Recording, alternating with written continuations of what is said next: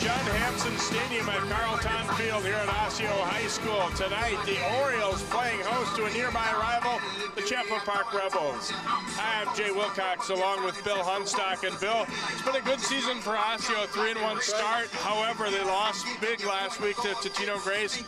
I think they're going to come out and try and refocus and learn from that loss and fight back and try and restore to what the kind of season they were having. Well, yeah, they were one of the top teams in the metro area earlier in the season. One loss doesn't mean a whole lot, but you don't want to let it mushroom into something else. So what they want to do is they want to bounce back tonight. They want to learn from the mistakes that they made last week and come out strong, get the ball on offense and move it around to a variety of people, and hope that their offensive and defensive lines can control the line of scrimmage, because they've got a little bit of an advantage there. Champlin Park comes into this one with a 2-2 mark. Lost to Blaine last week after they had won 2 in a row. They have played pretty well defensively for the most part. Offensively, it's been a little bit more of a mixed bag for them.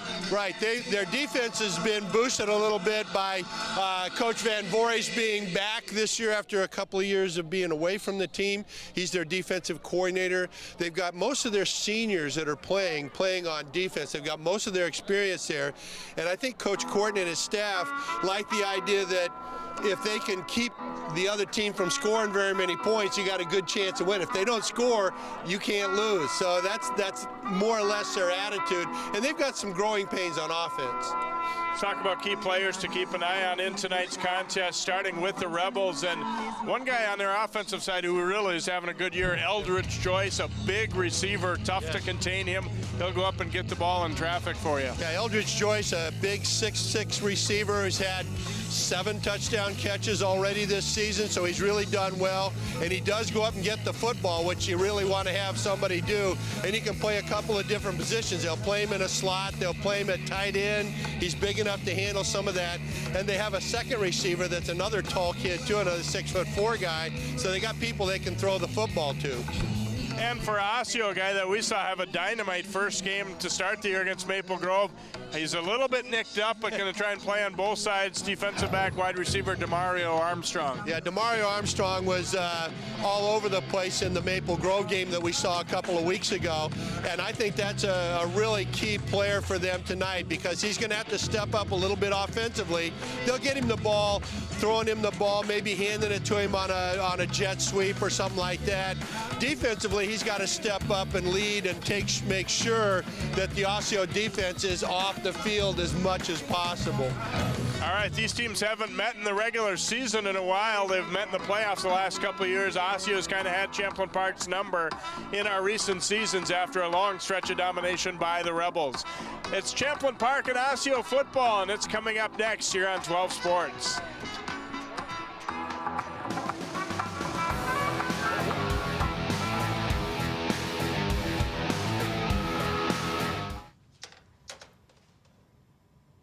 Wow, these are really good.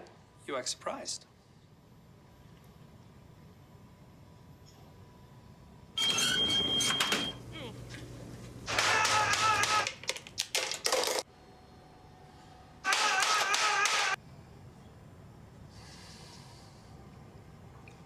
Practice makes perfect. You don't have to be perfect to be a perfect parent. There are thousands of teens in foster care who don't need perfection. They need you. My new mom and I have a lot in common. The great outside. We both love the outdoors. So shiny. That's not a flower. We both love geology. Oh, look. An igneous one. That's not a rock. And she knows a lot about wildlife. A labradoodle. That's not a dog. Hanging out has been kind of fun. You don't have to be perfect to be a perfect parent. Thousands of kids in foster care will take you just as you are. Pretty much a good day for me would be people leaving their hands off of me. I'm always called names. Everywhere that I go, there's always someone calling me names, calling me gay. I've been choked, thrown up against a wall, punched. Nobody's ever tried to help me.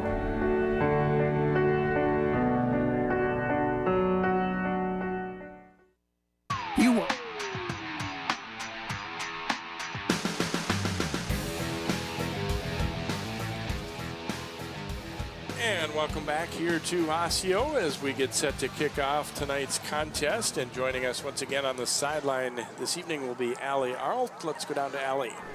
Hey guys, it's going to be a slick one here tonight with consistent rain and mist to be forecasted for this entire game. But more notable than the weather here tonight is the big question mark on Osseo's star running back, Prince Krua. Prince suffered a high ankle injury a few games ago and did not dress and did not play against Osseo's first loss last week against Totino Grace. Now he is suited up tonight. He is dressed, but Coach Darren Lamker said he doesn't know if he's going to play. This will be a game time decision. He said Prince was going to warm up before the game, see how he felt, and then make a decision. With that ankle injury, you can expect to see Martellus Hughes and Tashawn Kelly to have more touches on the ball tonight. Coach Lamker said he likes having Hughes in at running back, that he's a great player, but at 200 pounds, he's not going to be as fast as Prince usually is. So it should be interesting to see how this plays out tonight, guys. Thanks, Allie, and try and stay dry down there on the sideline this evening. Not too heavy of rain so far tonight, but hopefully that won't have too much of an impact on things. Obviously, with these artificial turf fields, very little impact in terms of the footing, and that's always a good thing. Yep. Back in the day when we had grass fields, the grass field would be nearly a mess right now.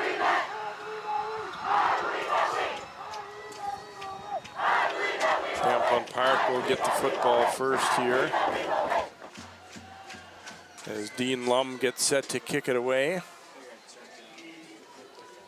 Orlando Garbasa back deep, along with Michael Cloud.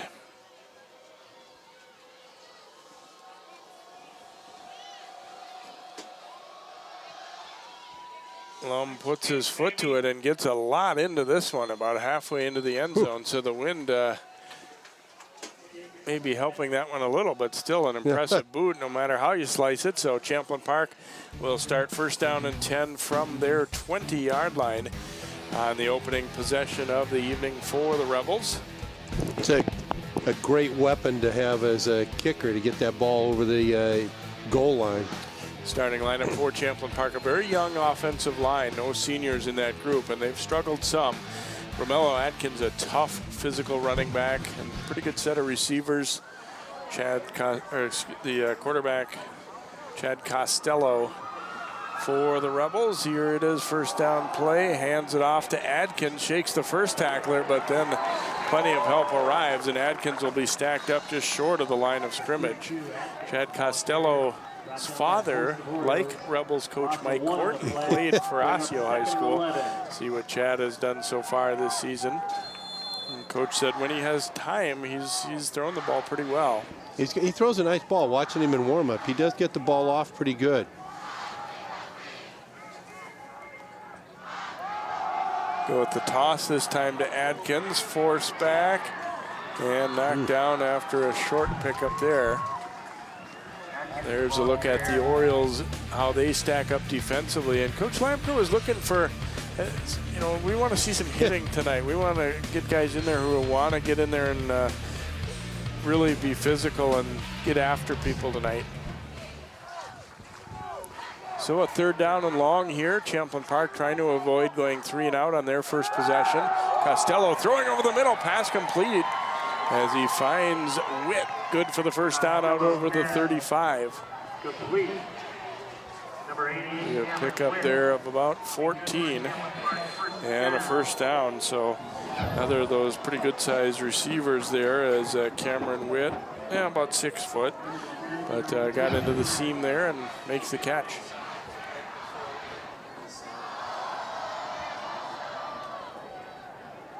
Fake the toss, and now almost intercepted as it was in and out of the hands that time of Jack Kramer, the linebacker.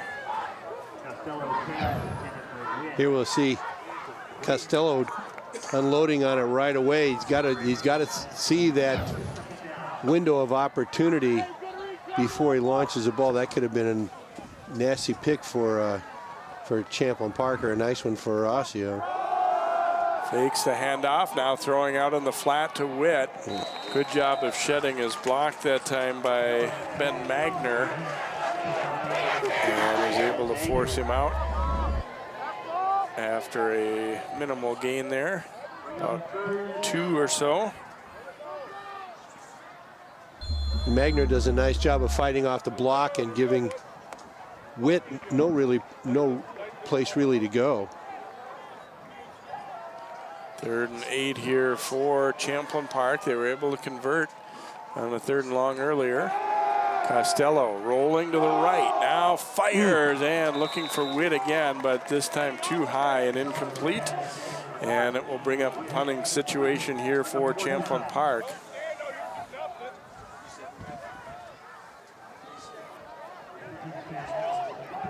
Adkins will be the punter. Demario Armstrong waiting back deep for Osseo.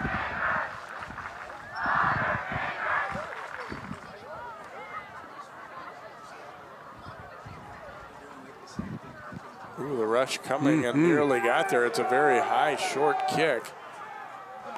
And it will bounce sideways out of bounds. Only about a 23, 24-yard punt for Adkins as you get a look at Osseo's offensive starting group. Beckstrand, Delmonico, Schmeling, Elert, and Jensen up front. Kelly and Sutton in the back, Slunsford, Hughes, and then Tharp at the tight end. And Malik Gaylord, the quarterback's had a pretty good year for the Orioles so far. First down handoff, and here's Hughes, and he'll break a strong run into Champlin Park territory as a solid first play for the Orioles. Hughes getting the call early, and see a very nice hole opened up here, and then he finishes it strong too, almost running over the D-back there, Michael Cloud Granger. 15-yard pickup. Hughes gets the carry again. And not a bad surge again off the right side of that line for Osseo.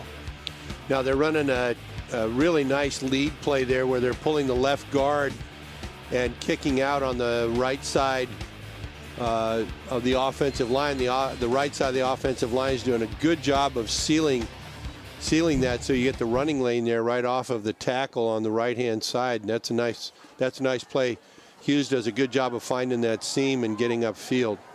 Kelly in there now at the tailback slot.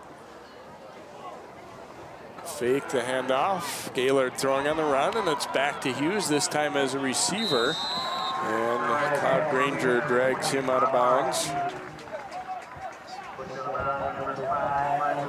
Looks like he's going to be just shy of the line to gain.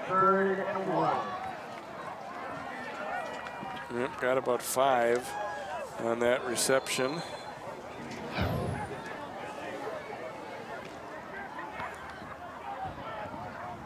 So 3rd and 1 from the Rebels' 39-yard line.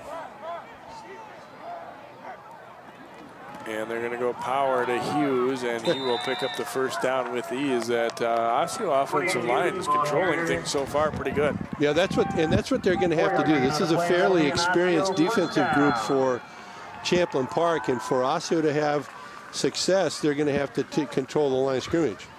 There's a look at Darren Lampker in his 11th season now here with the Orioles. And I got the feeling that he kind of thought it wasn't such a bad thing that his guys get brought back to earth a little bit with that big loss against Totino, that maybe they were starting to believe their press clippings a little bit. Here's Kelly running at left side on the toss sweep. And another nice gainer there to start that sequence for Osseo as he'll pick up 5 or 6. And we'll see a couple of different styles of running back here for Osseo between Hughes and Kelly. They're different kinds of running backs. Give him 4 actually on that play, not quite as much as I had first thought. So 2nd and 6 for Gaylord in the Osseo offense.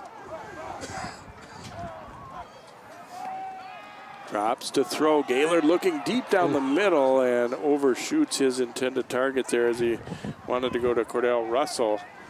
And they threw that ball a little flat, didn't give him much room to run under it. But at the same time, you don't want to hang the ball up in the middle of the field with the safeties back there either. No, and the receiver has to run. One of my constant things is the receiver's got to run. I mean, the quarterback's going to be basing his throw on how fast you're running, and you've got to be running full out pretty much all the time. So 3rd and 6. They'll go to Hughes, and he is stacked up and dropped. Trevor Bloom blew that one up in a hurry, and he's able to make the tackle. Hughes was hit as soon as he got the football, and he will lose big. That's a 4-yard loss. Yeah, that's a nice play by Bloom to beat the block coming from his outside linebacker position and making that. That's a big play. That's a loss of 4 or 5. That's more or less what we've thought that Champlin Park's defense would be a little bit more pressure. They're getting a little bit of a feel for the running game now. We'll see where we are at 4th and 10. Gaylord had protection early. Now he slips out of the pocket, and he is going to get the first down.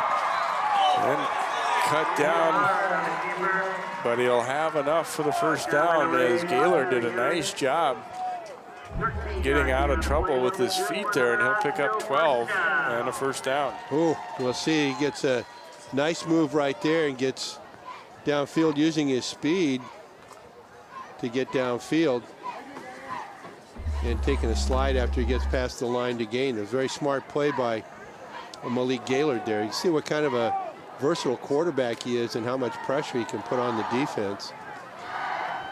So 1st and 10 on the 24. Back to Hughes they go. Hughes with a nice gap down the sideline he goes.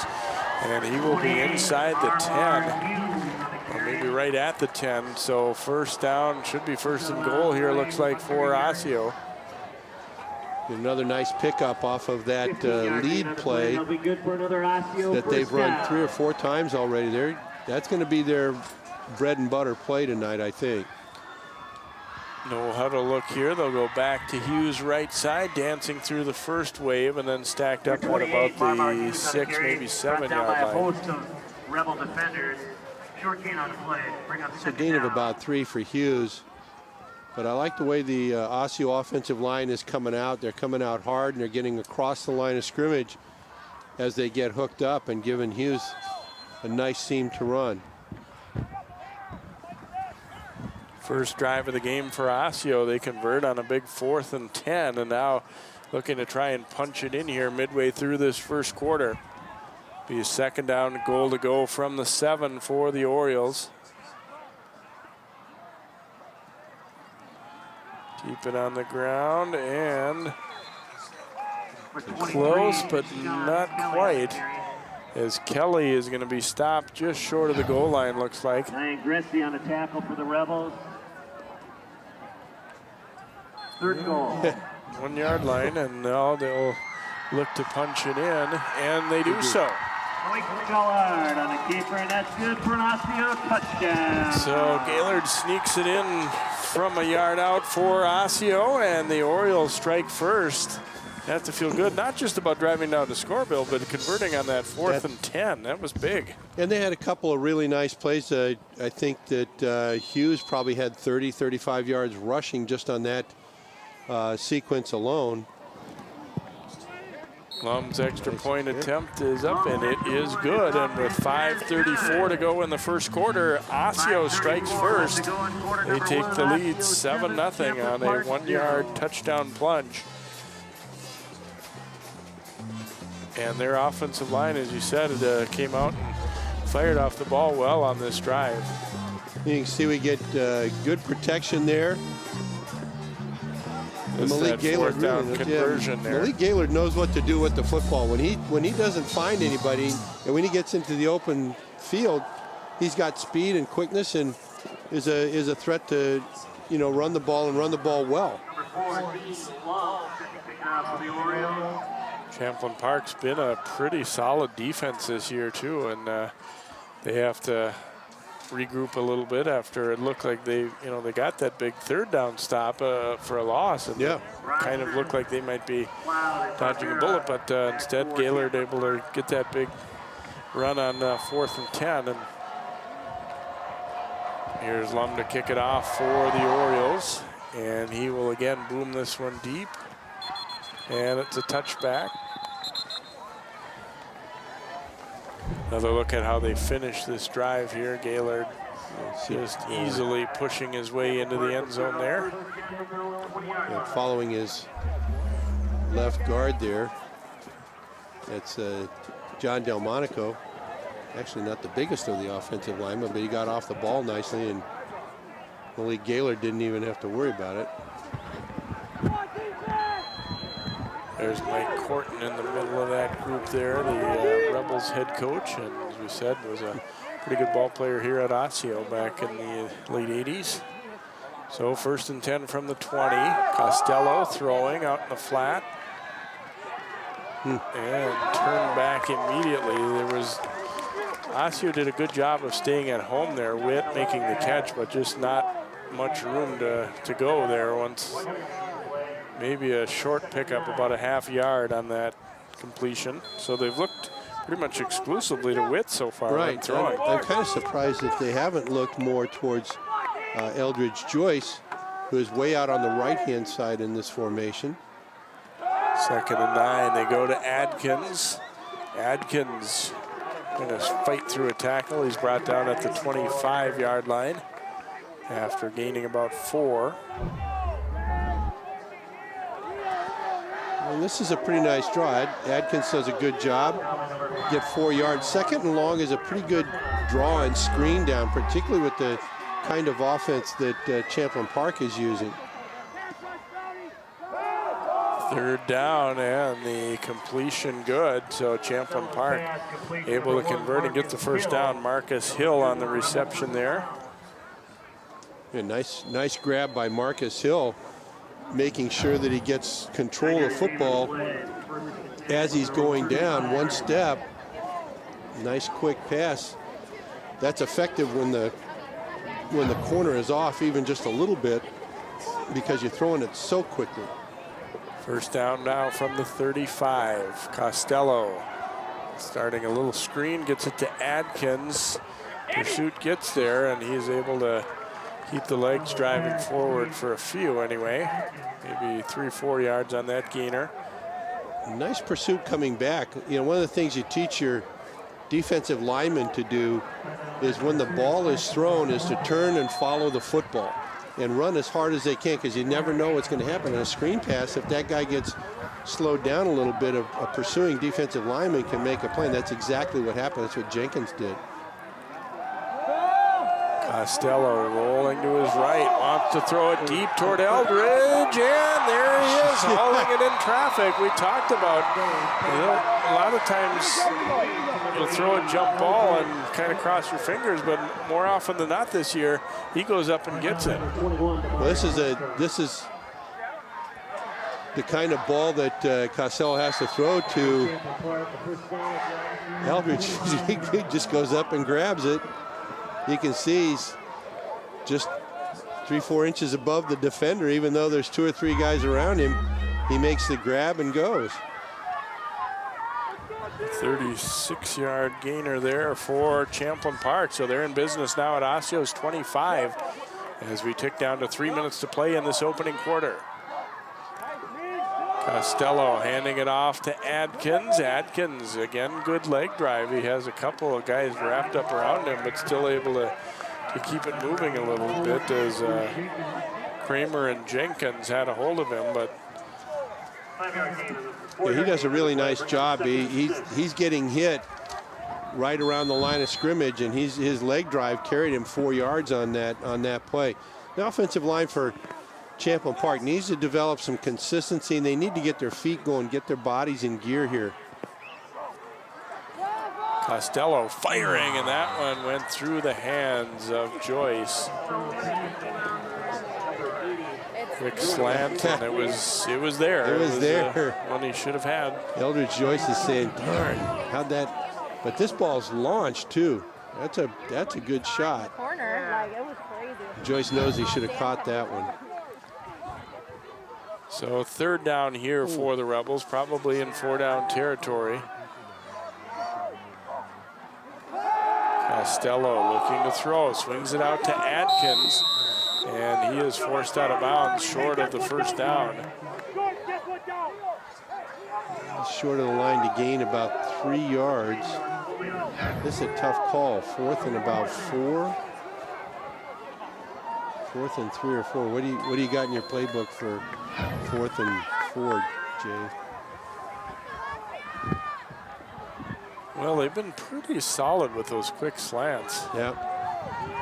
I think it's a good idea to get Joyce involved. 4th and 4 for the Rebels. Rush coming, Costello throwing, and it is complete. Hill trying to get out of there. Let's see where he went out of bounds at about the 4-yard line. So it'll be 1st and goal as they pick up 15. 2 receivers out there, and he put it right on Hill. This is a nice rub that is run, and nice ball by Costello to get the ball over the defender and into Marcus Hill's hand, and Hill does a nice job of getting turned upfield and getting the ball just to the 5-yard line. So 1st and goal from the 5.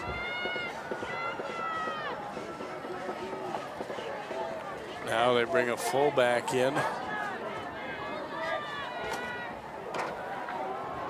Handoff to Adkins, and he has nowhere to go. A little hesitant on the run, but there wasn't much room to do anything anyway as Orioles got there in a hurry. Cal Teckham on the stop, and it'll be a loss of 2. Yeah, Cal Teckham hit that A seam right now, and that's you cannot give up the guard center or the center guard seam, which we call the A seam. You cannot give that up. And when you get the ball down in this end of this close to the goal line, the defense is tightened down, and they're going to be very, very gap conscious. They're going to take every gap away from you if they can. 2nd and goal. Now he wants to throw, looking to throw the fade, and almost intercepted as a little bit of miscommunication on the route there. Brandon Oxley didn't go out to the corner like Costello was expecting him to. Bring up 3rd and goal. He threw the fade, but the receiver didn't fade on it. Yeah, exactly. Closest to it there was Omar Port of Osseo. So Champlin Park, I think the formation they came out in when they got it to 1st and goal from the 4 was that they'd like to power it in, but that just doesn't really suit their team, their personnel this year. So spreading it back out now. 3rd and goal. Costello throwing for Joyce, and incomplete, as Port does a good job of just holding his ground and got in his way, and no way he could get to that ball. Yeah, Port does a good job. We don't see it because the camera followed the ball, but Joyce was not held up, but the defender was just running a little bit slower than Joyce was in his way and didn't get a chance to get even close to the football. So they elect not to think field goal here. They're going to go for it on 4th and goal from the 7. Costello firing over the middle, knocked down and intercepted. And it will be a touchback as Kramer comes up with the pick for Osseo on the deflected ball. And a smart move by Kramer after he intercepts the ball. Tip ball like that, anybody's ball. And Kramer does a nice job of smartly getting down in the end zone. A lot of guys want to run that ball out, and Kramer does a nice job. Get the ball, and I'm going down. We get the ball to 20, and we're all set. Good job initially on the breakup there for Dimitri Devontae Stewart for Osseo. He didn't get the pick, but he certainly broke it up, and it led to Kramer getting the interception. Here's the handoff to Hughes right side. This time pretty well defended by the Rebels as Abe Dukley, first one to get there for Champlin Park. On that play, the fullback was number 70, Scott Christopher, a nice dainty 6'1", 270-pound fullback who opened the way for Hughes on that one. So we got some rain falling here. It was a gain of 2 last time for Marmar Hughes. And Gaylord throwing it out to Armstrong, trying to spin away from the tackler, but nothing doing. Nice job out there to stay with him by Cloud. And Michael Cloud does a nice job making not only a good play, but a very good one-on-one open field tackle against a very good receiver running back. in Armstrong, who has definitely got speed and agility to get away from people. So 3rd and 6. They may not get this playoff before the quarter ends here, and they will not. So we have reached the end of one quarter here tonight at Osseo. Our score after one, Osseo 7, Champlin Park nothing. Second quarter coming up next here on 12 Sports. Champlin Park 0.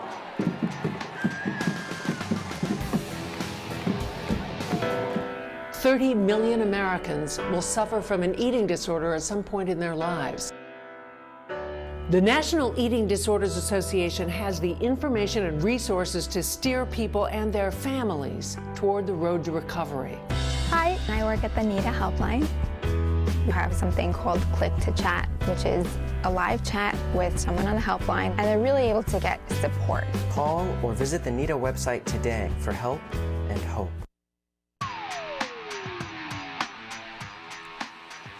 7-0 lead for Osseo as they took their first possession and marched it into the end zone. Champlin Park moving the ball well and getting inside the 5-yard line on their last time with the football, but had an interception in the end zone. You see the Rebels have not scored in the second quarter this year. Osseo, meanwhile, has put plenty of points on the board. So Orioles facing a 3rd and 6 coming out of the quarter break here.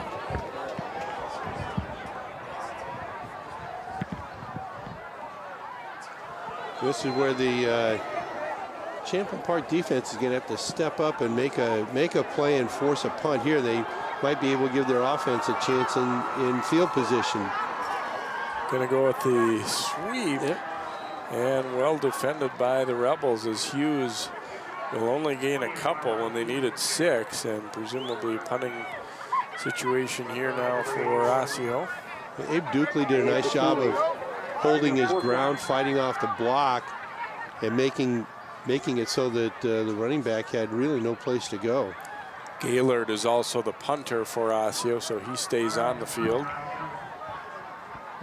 We wouldn't possibly see a fake from Coach Lamker at this point, would we? Yeah, you wouldn't think so. Hunter Yerkes, and that snap is low, and Gaylord has to try and run away and still gets the kick away.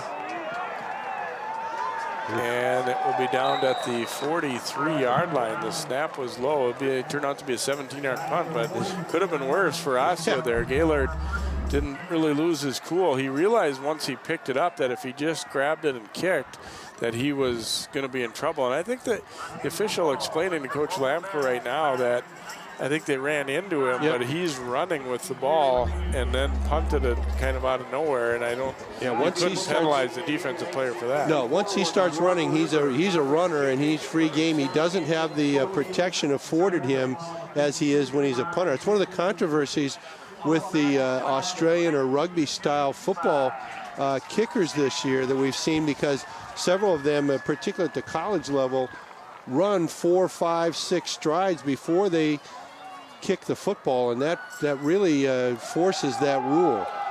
On the delay, handoff to Adkins. Adkins driving forward inside the 35, and he will pick up about 8 on that first down carry. So Champlin Park, they don't have any points on the board as of yet, but they've done a decent job of moving the football, primarily through the air, but occasionally a nice run or two, and they've all been Adkins. And that's a really nice draw. That was well set up, well executed, and a good time to run a draw play. Second and a couple here for the Rebels. Handoff goes to Adkins, and he will have enough for the first down as he's knocked down at about the 31. The ball carrier.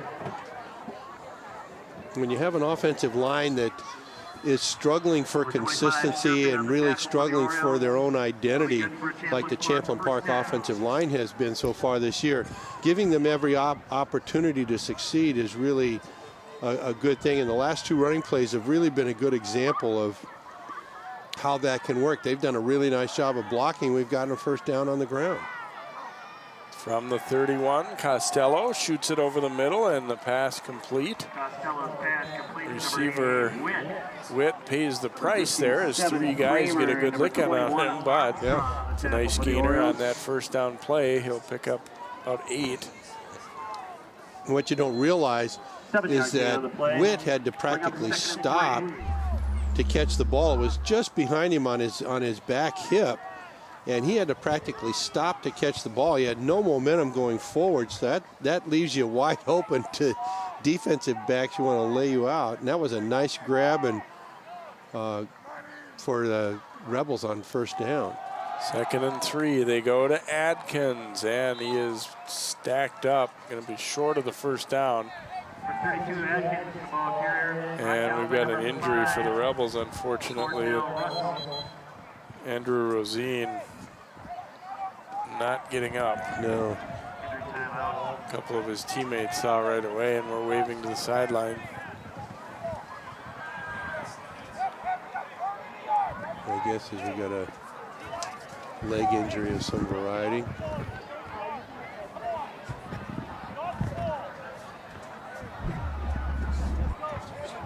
Probably you wonder if it's one of these situations, yeah, where somebody rolled onto the back of his leg, and that was exactly what it was. Yeah, somebody got right on his right leg, rolled up on it. Said they're looking at his right ankle.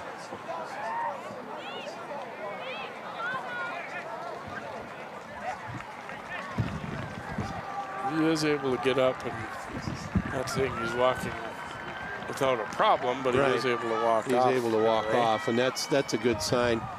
And most of the guys wear some kind of ankle supports, and that helps limit the damage of an injury like that. And the linemen are, as you said, Jay, particularly susceptible to that kind of thing where people roll up on the back of their leg.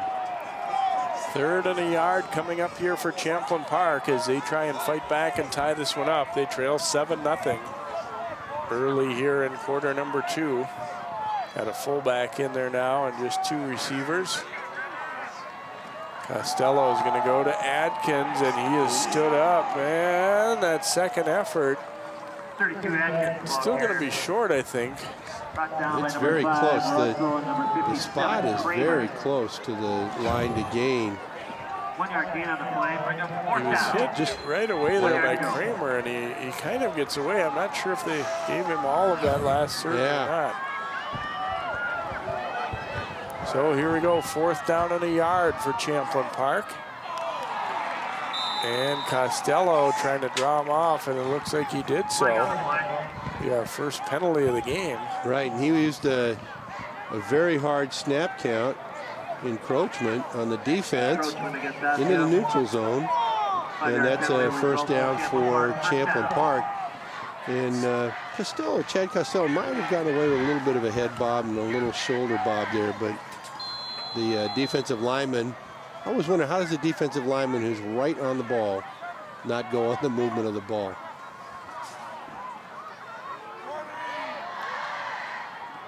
So first down from the Orioles 17. Costello looking to throw.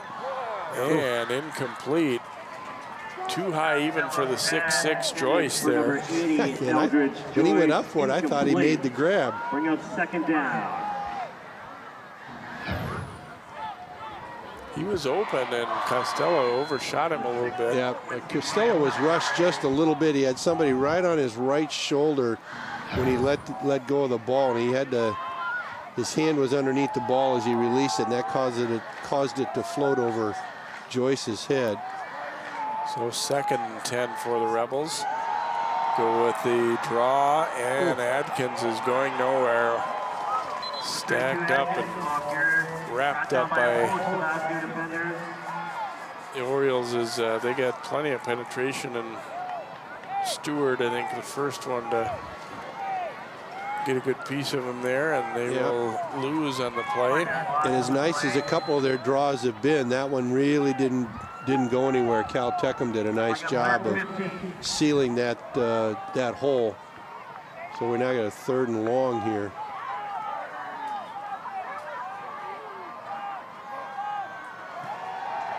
Rush coming, and Foley hits him in the back. The ball's loose, and it looks like Osseo is going to come up with this one. Costello was going to throw, and Foley got there just in time. Hit him right in the middle of the back, and the ball comes out, and the Orioles will have it. Yeah, this is a tough one. Foley does a nice job, as we can see him right there. Bang, the ball's gone. Second turnover of the night for Champlin Park, deep in the Osseo zone both times. Well played defense right there. Good job by Foley. So the Orioles again bend but don't break defensively. Rebels driving the ball fairly well again. So Osseo ball on their 28.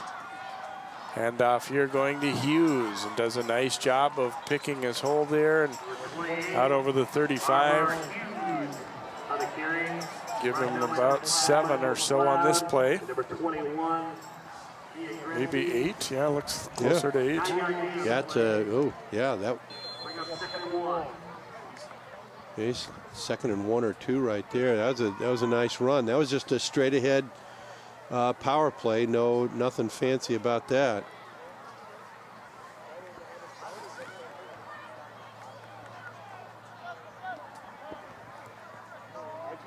Six and a half to go in the first half. Still 7-0 Osseo our score. And they go right back to the ground, and it will be enough for the first down as Hughes takes the handoff. Again, we have not seen Prince Crew on, obviously, at this point. Pretty much unlikely that we're going to, although now Hughes hobbles off as well. Kelly comes in to replace him. Hughes is usually their more physical, more durable back. He's had a good night so far.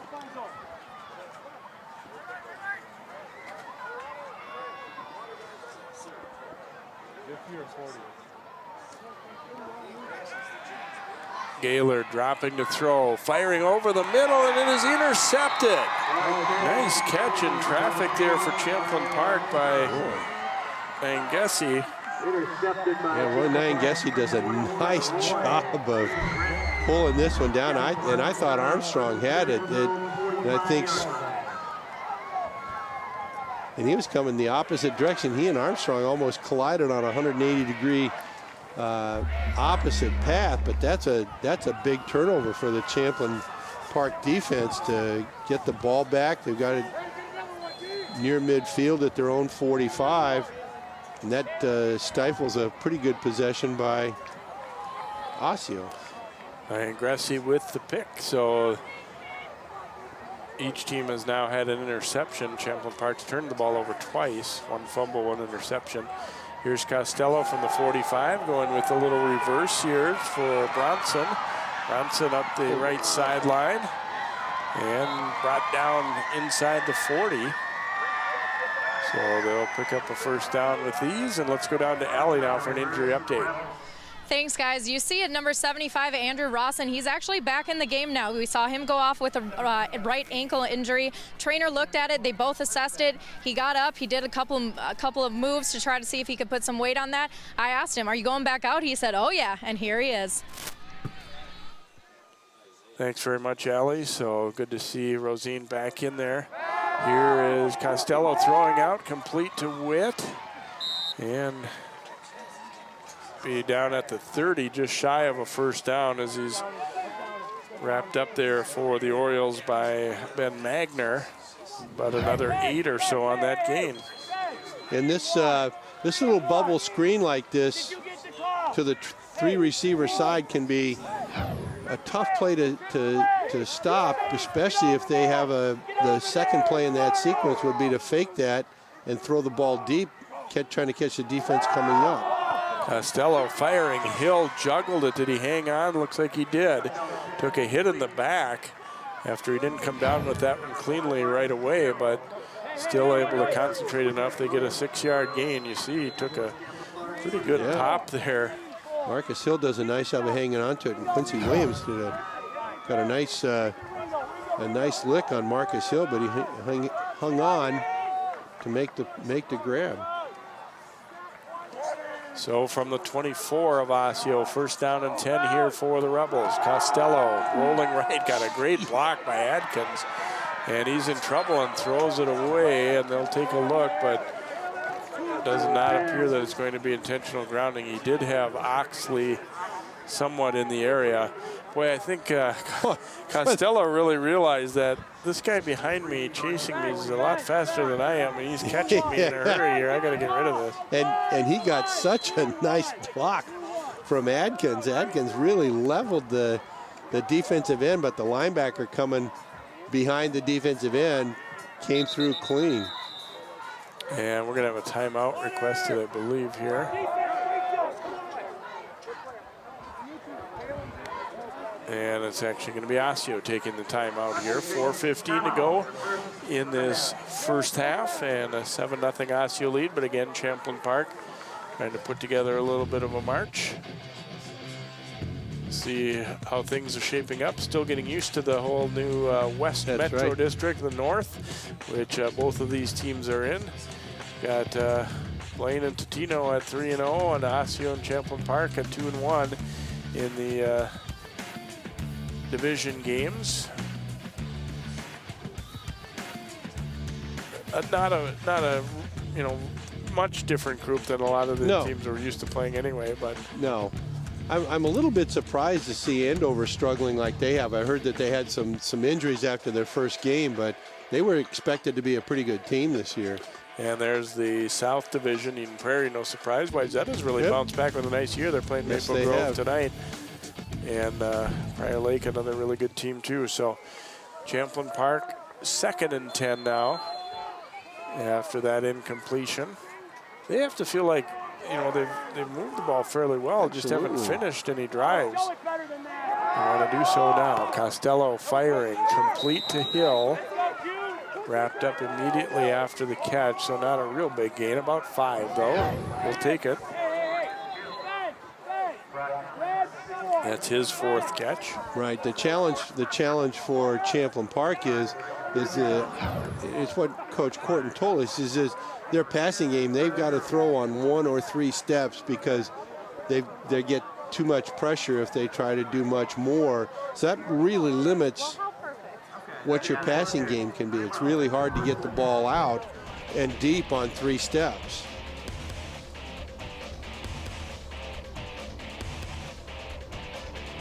Look at rankings for the week as Eden Prairie on top. See Osseo in at number 7 and Maple Grove at 10. Wyzetta, somewhat of a surprise at number 3, 4-0 this year, but coming off of a very mediocre year last year. I heard Brad Anderson interviewed on the radio last week, and he was almost sounding not surprised that his team was playing as well as they are, but obviously very pleased that this team has come together, particularly after what happened with them last year. 3rd and 5 here for the Rebels, in Oriole territory. Costello has to get rid of it in a hurry, and it's deflected away. Trying to go to Hill there. And Williams, I believe it was, got a piece of that ball. Boy, Costello, that would have been a touchdown. Coming. This is what we talked about, is that a lot of pressure coming in the scenes, and boy, that would have been an easy touchdown, except for the nice play by Williams. So 4th and 5 now for Champlin Park. That was a really well-executed X stunt right up the middle that caught Champlin Park a little bit flat-footed. And we're going to see another timeout requested here. We've had 3 of them in a short span. Again, this one by the defense. The 2nd timeout Osseo's taken. So they seem to be running around back there a little bit, and maybe in part didn't have the personnel that they wanted out there. And I think they want to make sure that, this is a big play. They don't want to be in alignment that is going to give any kind of an advantage to Champlin Park, because they know that Champlin Park's got 2 or 3 guys. We've seen Hill, we've seen Witt, we've seen Eldridge Joyce. All 3 of those guys go after the ball. When you got 3 good receivers, that's a challenge for any defense.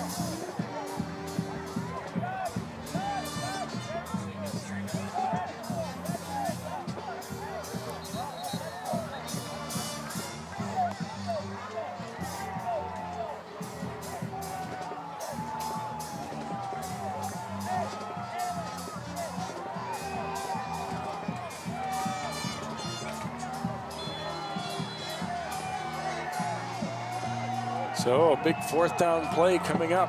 4th down.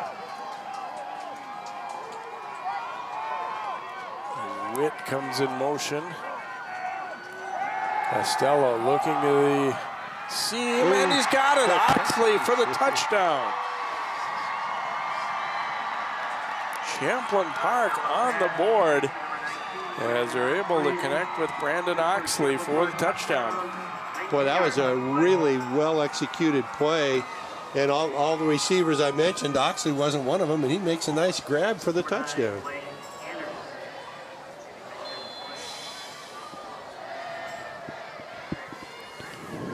On to attempt the extra point here is Grayson Oy for Champlin Park, and it's no good.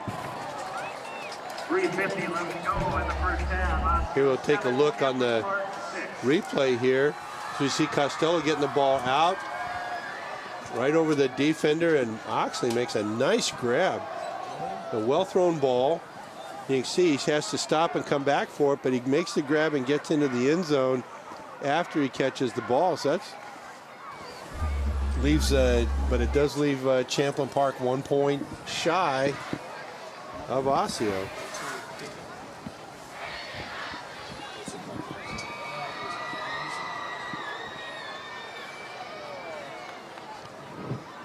Rebels able to finally capitalize and convert after some other good drives that kind of went by the wayside. Yeah, they they had one drive, particularly the first one that ended in the pass interception in the end zone. That was really their best opportunity to score. You don't usually think, well, 4th and 7, that's a great opportunity to score. No, the 4th and goal from the 4-yard line was probably their better chance to score, but nonetheless, they're right back in the ball game.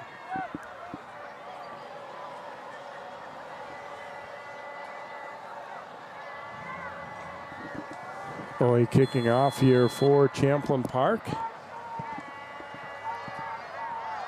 See Armstrong, the deep man for Osseo, and they'll get this one into the end zone away from him there. So Orioles will get the football back on their 20-yard line. Their lead's been cut to 1. They've got a lot of time, only one timeout, but 3:50 to go in the second quarter. It was a nice kick. No return, put the ball at the 20-yard line. Your defense has just made a pretty nice play, and your offense has responded. Good opportunity for the defense to step up again. Feels like Osseo hasn't had the ball much of late, Champlin Park. No. Now Gaylord and crew. Kelly is the tailback, and they'll go to him right side. Oh, and he juggles the ball. Big scramble for it. There's a big scramble for it, and Champlin Park says they've got it. Well, Hunter Yerkes came out of the pile with it. He's holding the ball, and they almost have to give it to the Rebels now. So Kelly turns it over, and Yerkes, I don't think the officials saw him come running out of there with the football. No. They were still trying to But you can see everybody. the ball comes out, and Yerkes really went after it quick.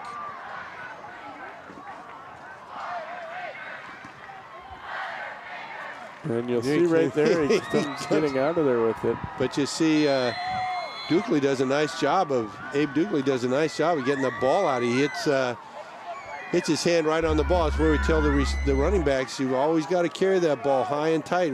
One hand getting between your body and the ball is going to knock that thing free, and that's exactly what happened right there. So the Rebels get the ball right back on the Osseo 24.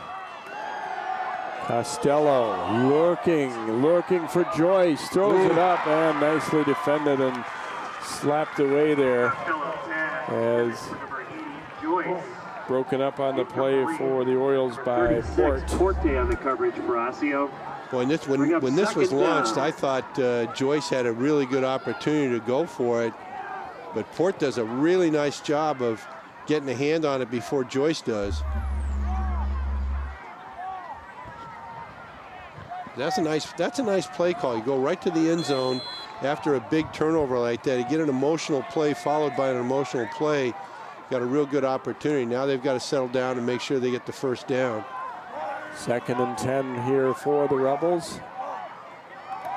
Costello firing to Hill, and he pays the price as he makes the catch there. Got hit by Williams, and then I think it was Kramer coming in to finish him off there. Yeah, Kramer does a woof. Got 7 Coach on the Lemker play. said he wanted to find some people that wanted to hit tonight. I think he's found a couple, but that was a heck of a catch. Marcus Hill did a nice job there. 3rd and 3 here for the Rebels. And they go on the draw to Adkins. Adkins is going to fall forward and have enough, it looks like, for the first down. The initial contact was short of the line to gain, but he was able to just kind of spin.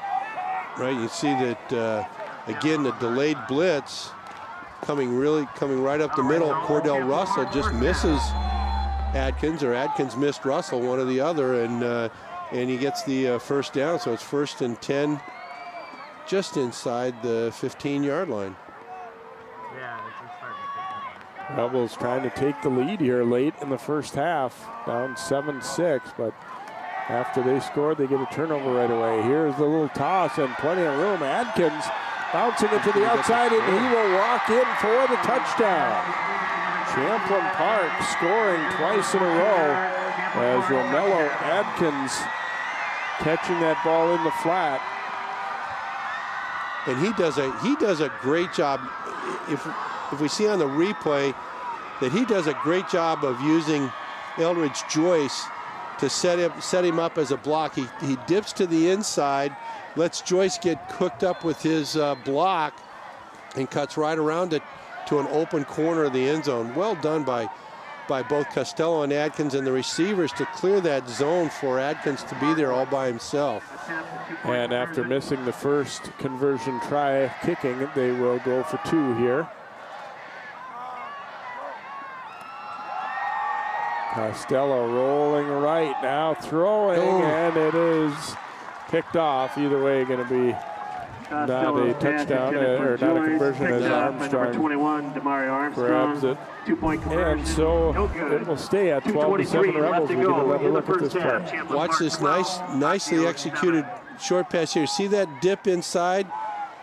And Eldridge Joyce was set up perfectly for his block as he goes in. And on this one, it looks to me like Chad Costello just holds the ball, a tad too long, and lets the defender get back in position to make the play. It was a very well played by Damari Armstrong. We've talked about him many times. He's the one that has to step up, and he made a nice play there to stop the conversion. A little underthrown there too. You want to get that ball up in the air toward the back corner and try and allow Joyce to go up and get it there, but nonetheless, a big surge in momentum for Champlin Park. They get the touchdown pass, they get a quick fumble recovery, and they go right in and score again, and kind of stunning Osseo a little bit here with this flurry, and they lead 12-7 now. They kick it along the ground this time, and fielded by Hughes. And the Rebels fired up, and they'll get to him in a hurry. Yeah, that was another really nice kick. Kind of a, I don't want to say squibbler because it went quite a distance, but forced Hughes to field the ball at about the 1-yard line, and he was only able to get back to the 10, which is that really puts Osseo in a hole. And I just noticed that number 22, Prince Krua, is in the backfield.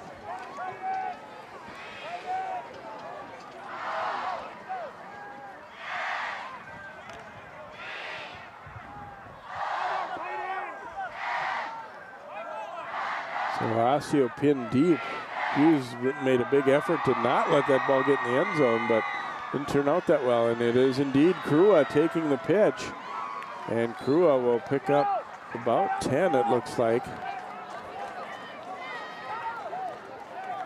Well, I was wrong when I said it looks like at this, after he hadn't played up prior to this point that he probably wasn't going to be going in, but that is not the case, and he'll pick up the first down. And you can see how much bracing and taping is on his right ankle, but he sure didn't seem to slow him down that time. They will come back to Krua here. Took a big hit, trying to shake his way out of there, and hanging on for dear life there was Bronson around his ankle.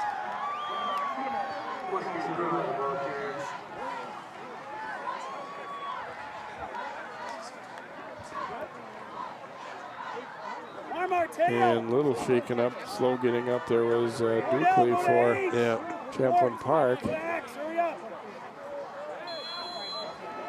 Krua is making his way to the sideline. He's walking very gingerly on his injured ankle, and Dukley is still on the field. He popped right up and then went right back down. So not exactly sure. Timeout for an injured player. He's giving the trainer the explanation. It's that right knee that they're looking at.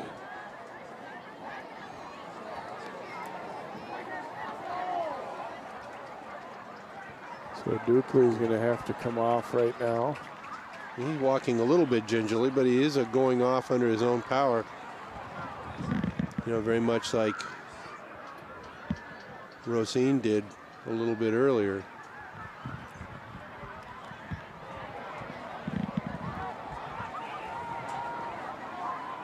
So 1:09 to play here in this first half. It'll be a second and about 13 for Osseo after that loss by Krua. Hughes is back into the backfield now.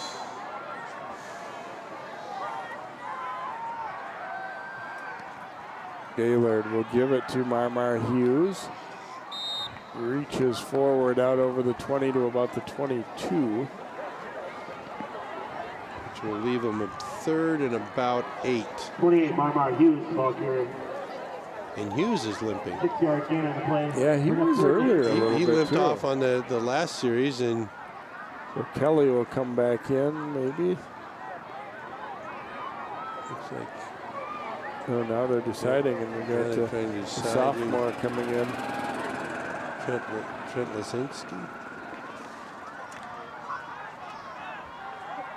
Alfonso Cabara. Okay. And he will squeeze it out over to the about the 27. 35, Lasinski, the ball carrier.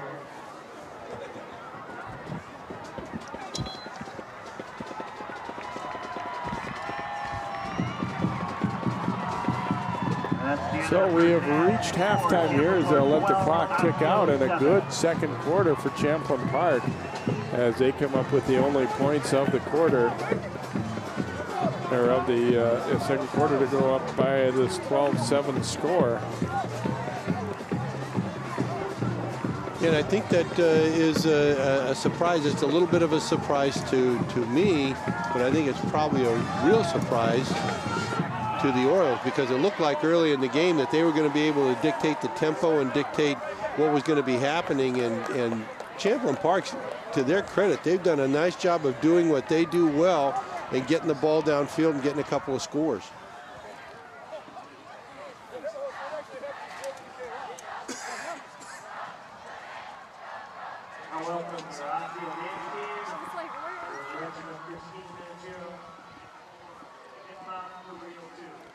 So a 12-7 lead for Mike Corton and the Rebels. Let's go down to Allie. All right, guys. Coach, scoreless in the first, but you come back with 2 late touchdowns in the second. What changed between quarters for you guys?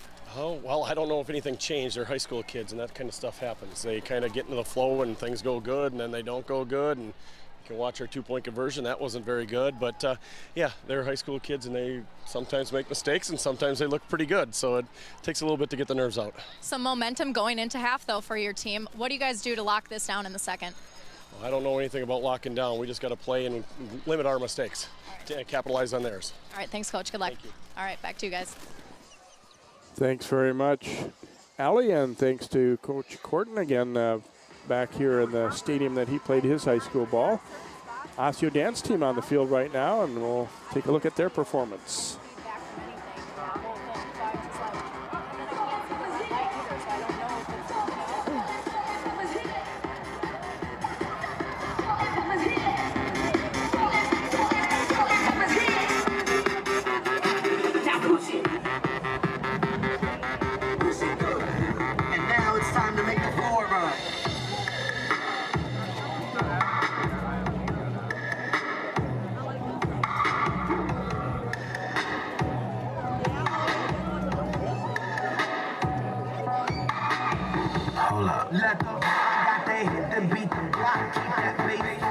I got that rig. That digital spit, that visual. I got that boom, that. My truck can go boom, boom. My Ferrari, I zoom, boom. I got that boom, that. Get that paper, that's what I do. 15 stacks, but that's what I do. In the club, making it rain. 100 G's is spent on my thing. Can't shine the way I shine. Me, I run. Let the beat rock. No games, I sit those things. Goes on and on to the early morning, it goes on and on.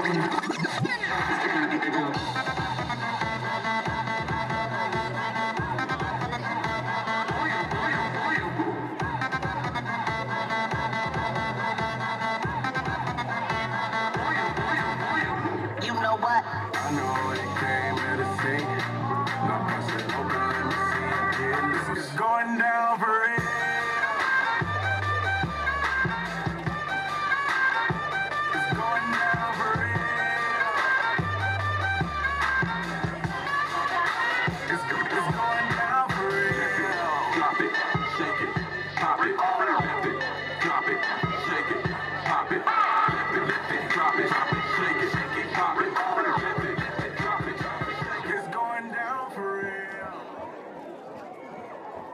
I want a big round of applause for your Osseo dance team.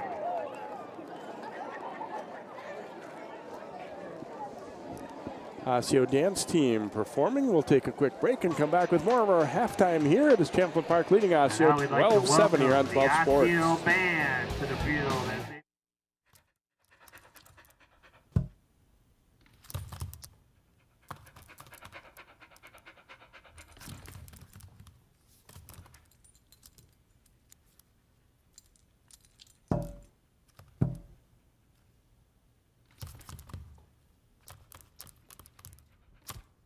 There's a shelter pet who wants to meet you.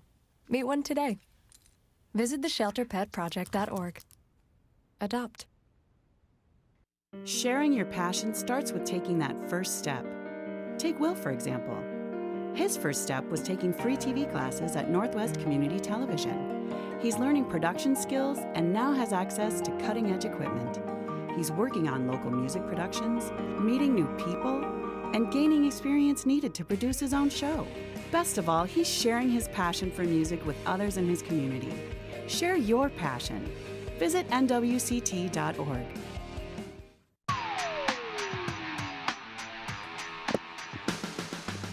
And welcome back here to John Hanson Stadium at Carlton Field, Osseo High School. Some more of our halftime festivities here.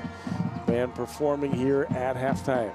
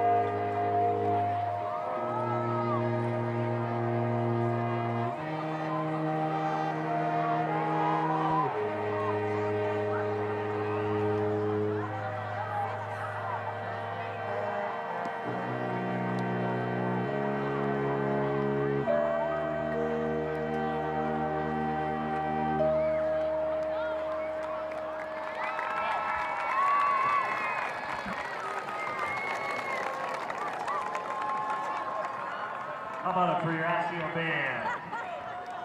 It's halftime. Now is a great time to grab your famous games from the concession stand. Remember, all proceeds. Welcome back to halftime here at Osseo. The Rebels leading the Orioles 12-7. We'll take a timeout. We'll have some first half highlights and stats for you, and then get set for our second half of football here on 12 Sports.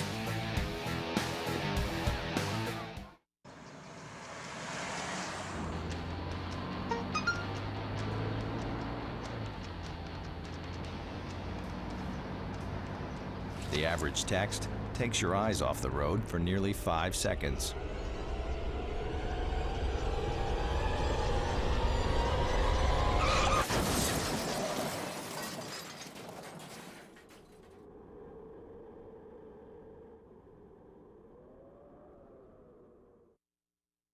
Can you help me with this? My new dad teaches me all kinds of stuff. Sure. He helps me with homework. That would be 3.6795. Thanks. Yep. He helps me with my decision making. I wouldn't use this one. Ever. And he's even teaching me how to drive. And that's why cars have bumpers. I'm learning so much. You don't have to be perfect to be a perfect parent. Thousands of kids in foster care will take you just as you are. Don't look at me. Your hair's a bit frizzy today. Oh, you should pick that up. Oh, you're such a dork. Loser. Here, let me help you with that. Oops. Every day, kids witness bullying. Oh, look. Your crush is looking at you. Poor you. They want to help, but don't know how. See, no one here's gonna help you, because no one Teach your kids how to be more than a bystander. Visit stopbullying.gov. The world is online, and we're all connected. While there's a lot to explore and discover, we each need to do our part to keep the internet safe. Cybersecurity starts with you. Learn how you can stay safe online at dhs.gov/stopthinkconnect. Volunteering is more than just a word. It's a window to opportunities. Take Mark, for example. By taking free TV classes at Northwest Community Television, Mark is helping bring entertainment and information to his community, along with building a foundation of skills that will take him one step closer to his dreams. Share your passion. Visit nwct.org. Champlin Park leading Osseo by a score of 12-7 here as we get set for the second half. We take a look at, first half highlights. Handoff going to Marmar Hughes for Osseo. A nice physical run, finishing that one strong. He had a pretty solid first half for the Orioles. And then it's Malik Gaylord, a big conversion. This was 4th and 10, and he got out of trouble there and then picked up the first down. And that helped Osseo to convert its only touchdown drive of the game, with Gaylord pushing it in. They led 7-0 after one. Champlin Park had some times when they moved the ball, including this one. Throwing out to Hill, and he danced down inside the 5-yard line. However, their drive, this was kind of the story of their drives early on. They didn't finish. Ball tipped, and Kramer intercepted that 4th down pass in the end zone for Osseo. Gaylord stepping up, firing, but he was in turn picked off here as well, as the interception grabbed by Ingressi there for Champlin Park. And then it is Costello threading it there to Oxley. Defense was in pretty good position, but didn't see the ball and didn't turn quick enough, and got the completion for the touchdown. And then a late fumble here to Sean Kelly, had it stripped away by Abraham Dukley there, and recovered by the Rebels' Yerkes. And a nice completion to Hill, who paid the price. And then here is the go-ahead touchdown. A little swing out to Romello Atkins. Nice little inside-out move. Got a little block from Joyce. Both times they missed the conversions, however. Get a look at the stats. in the first half. Osseo's run the ball relatively well, but look at the pass yards, 150 to 7 in that first half. Each team turned the ball over twice and just one penalty in the first half. And that went against the Orioles, so that was that part of it was good to see. A pretty good clean first half in that regard. So Osseo maybe perhaps surprised to be trailing at halftime here by a 12-7 score. Let's go down to Allie with Coach Lamker. All right, thanks, guys. Coach, kind of an unfamiliar feel for you guys to have just 7 points going into half. What was your assessment of that first half? Well, you know, we're struggling a little bit offensively. I kind of knew that coming in here, and we got some injuries, but that's not an excuse. Everybody else needs to step up, and we got to try to run the ball a little bit better, and maybe get our quarterback going, and he's get some confidence and complete some passes. So our defense played pretty well, I thought. You know, we put them in a couple bad positions, so I was proud of them for that. So it's a high school game, and you got to be ready to go no matter what. We saw Prince come in on one of the last plays in the second quarter. Didn't look so good. How much does the absence of him really affect this team? You know, it hurts a little bit, but you know what? There's other guys, and we got to step up with other guys, and everybody else has got to carry the tote and make things happen. All right, good luck in the second, Coach. Appreciate it, guys. Thank you. Thanks, guys. Back to you. Thank you very much, Allie, and Coach Lamker, who's obviously, been around for a while. He's been through this. You have your ups, your downs, and they'll try and come out with a stronger second half. Look at some of the other games going on here tonight in the West Metro District. It is Maple Grove leading 14-0 over Wayzata at halftime. Eden Prairie taking it to Minnetonka. Totino Grace up by 7 against Blaine. Fire Lake leading Edina by 10. Hopkins in a defensive battle with Shakopee, just a field goal. Andover and Centennial are even at 7, and Anoka leading Coon Rapids by a 7-0 score. That Maple Grove Wayzata one, kind of an interesting one, and I'm not surprised that Maple Grove's playing them real tough. No, Maple Grove is a very tough team. A couple of losses, but losses to pretty darn good football teams. So you can't really fault that too much. And Wayzata, maybe getting a little bit of a wake-up call here. Take a quick break, and we will get set for our second half kickoff here. It is Champlin Park leading Osseo 12-7 here on 12 Sports.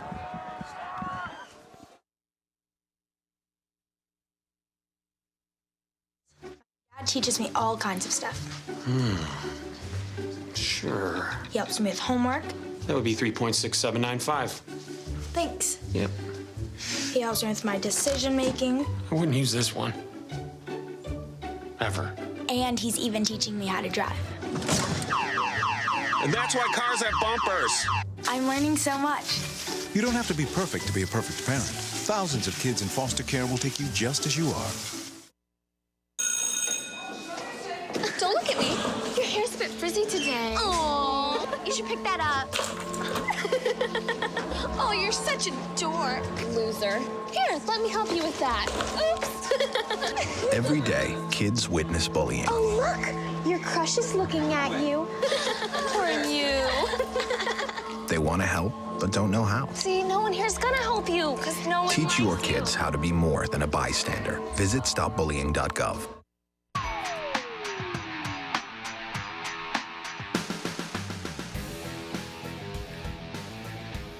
Welcome back here to John Hanson Stadium at Carlton Field as the Orioles and Rebels get set to begin quarter number 3 here. It'll be interesting to have been a fly on the wall in that Osseo locker room at halftime. I'm sure they were not super thrilled with especially the latter portion, the way the last 4 or 5 minutes of that second quarter went. They were, they had the 7-point lead prior to that. And, absolutely, and Rebels especially really, the turnovers. Coach Lamker, like every football coach, but Coach Lamker really doesn't like turnovers, especially if it's something that should have been avoided. He really does not like that. And they will get the ball first, so they get a chance to rectify some of those challenges that they have. But with 2 dinged up running backs, it's going to be interesting to see who's lining up in the backfield with Malik Gaylord, and see if they put a little bit more of the running emphasis on Malik Gaylord as compared to the tailbacks. A little surprised to see them not really throwing the ball much at all in the first half, 2 for 4. and the one interception. I mean, certainly this is a team that is a good ground-based team and has a pretty good stable of backs, but and they really did, especially Hughes did run the ball fairly effectively in the first half, but just not enough to sustain drives all the way through and finish with more than the one touchdown. Absolutely. And getting the ball here at the, after you've just had, as you said, a kind of tough final 4 minutes, getting the ball back right away is something that, that good offense can cure a lot of ills. Boy, kicking it away here, and it's going to take a bounce right past Mario Armstrong and into the end zone. So they've done a good job, both teams really, with kickoffs. And something that you don't think that much about it. Like, okay, what's important in a football game? You don't put kickoffs right up at the top of the list, but it's an important factor too. Oh, absolutely. And coaches know that if you can kick the ball into the end zone and make the guy start at the 20-yard line every time, you've got an advantage. You're controlling the field position a little bit more there. You don't give them a chance to have a big emotional play. So first down and 10 from the 20. They'll go to the ground, and a big gap for Hughes to run through. And it'll be first down. I'm sorry, not Hughes. That's Krua back in there, and he will pick up the first down. Krua gains 11 on the carry. He had a good gainer on his first time handling the ball. Then he had that play where they had a loss, and he kind of got shaken up again. Yep. So, but nice pickup there, boy. The offensive line fired off hard here. So first down and 10. Right back to the ground, and that time stacked up immediately. I think it was number 35, Alfonso Gabala, the ball carrier. Yep, sophomore. He got a carry right before halftime. No gain on that one. It was 2nd and 9 or 10 here, 2nd and quite long. And Coach Lamker sending the play in here.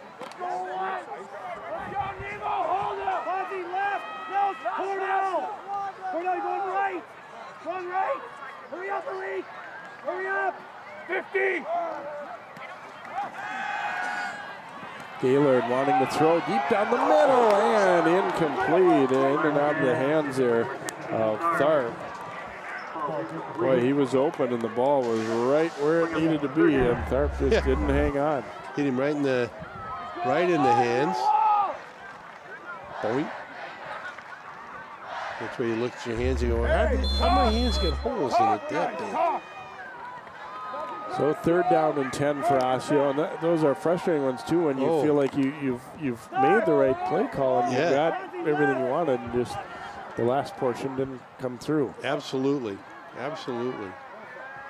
Third and 10. Rebels getting a little bit of heat. Gaylord throwing to Armstrong, complete, but he was very well covered and tackled immediately there by Bronson. And so that will leave them a little bit short of the first down. Now that was a nice gain of about 8.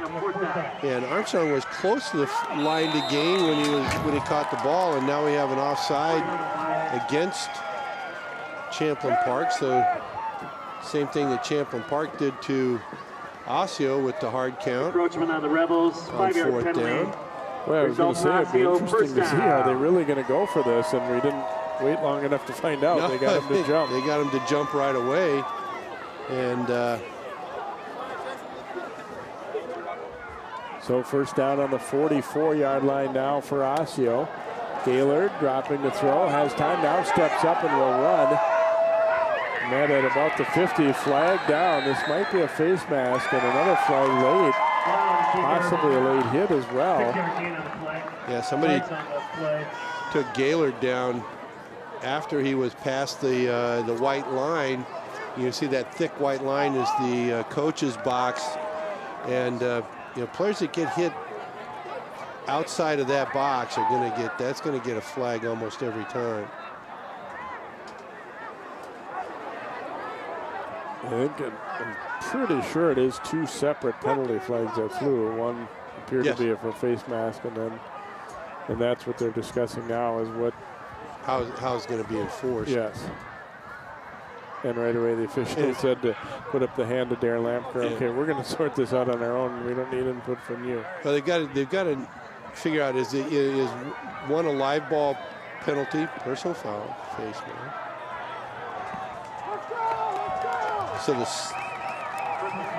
So both of these will be enforced. So this will be 30 yards in penalties because the first one occurred during the play. The second one, the roughing out of bounds, the personal foul out of bounds, you can see the face mask right there. And then that last part of it is he gets dumped way out of bounds. That's a dead ball foul. So, dead ball foul is going to be marked off no matter what. So it's a 30 yards in penalties on one play on one player. That is huge. That's huge, yes.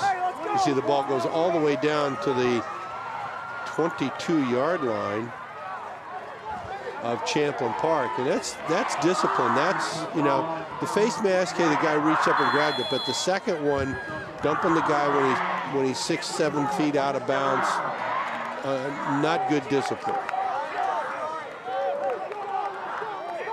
So to the 22, first down and 10 for Osseo as they try and take the lead back here early in the second half. Zabala taking this handoff and keeps the legs driving despite some pretty hard contact from Michael Lee. And he will advance it inside the 10. Gain of about 13 and a first down here for the Orioles as they have come out strong here. Alfonso Gabala, the sophomore, showing that he's got some moxie. He takes a pretty good pop there and doesn't go down. Gets the handoff again here, and he'll pick up about 3. Ball carrier brought down by number 25, Altonen.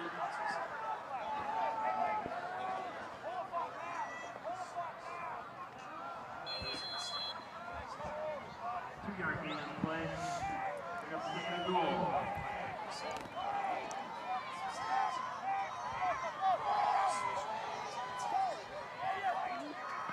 Second down, goal to goal as Gaylord looks to the bench here.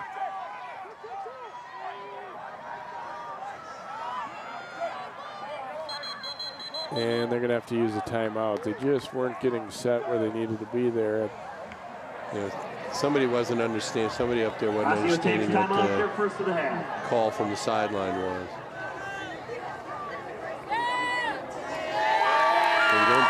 You don't like to have guys wandering around in the offensive formation, not knowing what's going on. Well, and as much as you don't especially want to burn time out this early in the half, it's better that than have a penalty or a badly missed assignment. Absolutely, to cause a turnover or something like that. Yeah, you definitely would not want that to happen.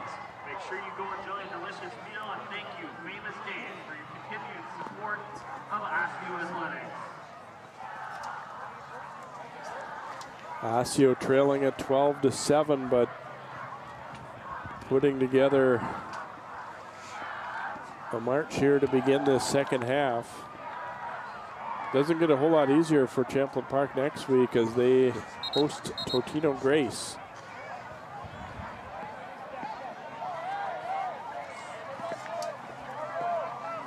Yeah, that's always a tough game, particularly as the season goes on.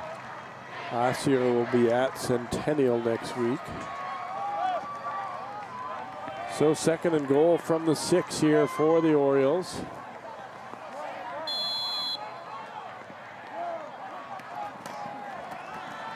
Here they go back to Alfonso, reaching it inside to about the 2.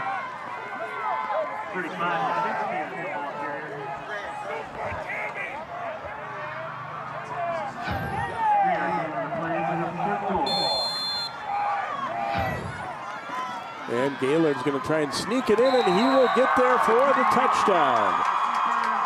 Malik Gaylord puts Osseo back in front with a 2-yard run here for the score. And they come out and look like they had a plan coming out of halftime there, Bill. Yes, they did. And they helped by a couple of major penalties. And I do see that Gaylord is limping here, so.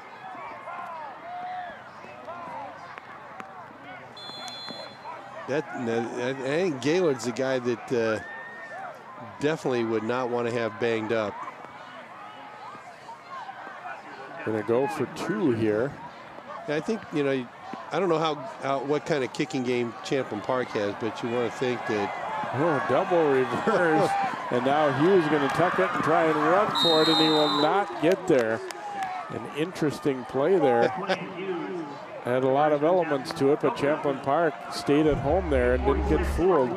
You see here's the touchdown as Gaylord first bounced into the back of his lineman and then found a lot of room on the right side. And that was the play preceding it. Yep. And Gabala did a nice job of filling in at the tailback spot. You know, young sophomore, it's his first varsity touches in his career, and he showed some pretty good poise as he took a couple of pretty good hits, but he got the ball upfield in pretty good order and got it ready to go in the end zone. The rain starting to come down.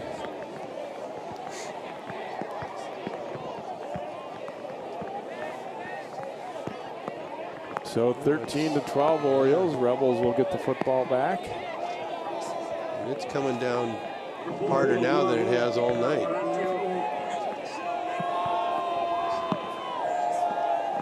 Plum will kick it off here and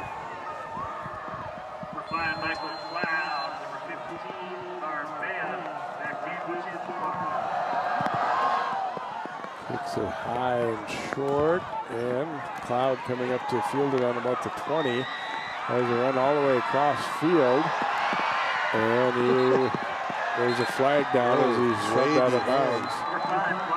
Way behind the play. I don't know if that's going to be an illegal block or something else. You'd think that's a place where you'd normally find an illegal block, but it was way, way behind the play. It's 10, 12 yards behind the play.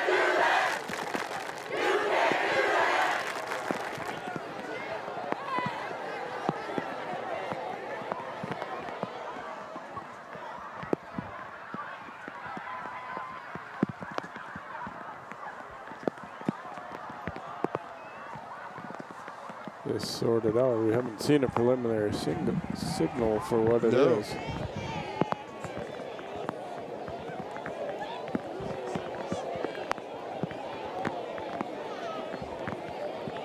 This looks like it's going to negate a pretty good run back by Cloud. No illegal block in the back. Yeah.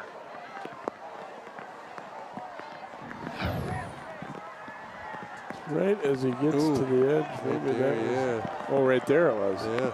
Bronson peeling back and actually kind of took out 2 Orioles there. Yeah. So that's a costly penalty again for Champlin Park. That's their 3rd of this quarter already of costly penalties. That drives their offense all the way back to the 15-yard line, and the weather seems to be deteriorating, Jay. I would say so right now. Although, to be honest, when you got your helmet on and everything, I think it bothers the fans more than it does the players. Sincerely. Maybe the quarterback and maybe the holder on, but right. Well, the ball will get a little bit slippery and a little bit hard to handle. It's not particularly cold tonight. The temperature's in the upper 50s, low 60s, so it's not particularly cold. But it does make throwing the ball a little more problematic.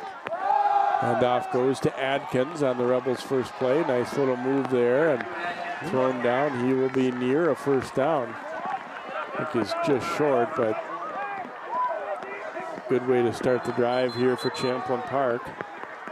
Yeah, Romello Adkins does a nice job. There's an Oriole down on the field at about the 15-yard line.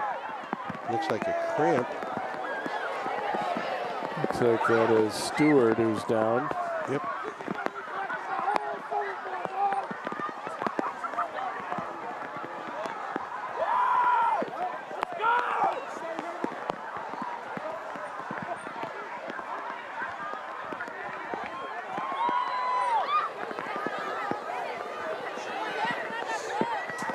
Looks like Romello Adkins just got a little bit short Maybe about a 9-yard gain on that play.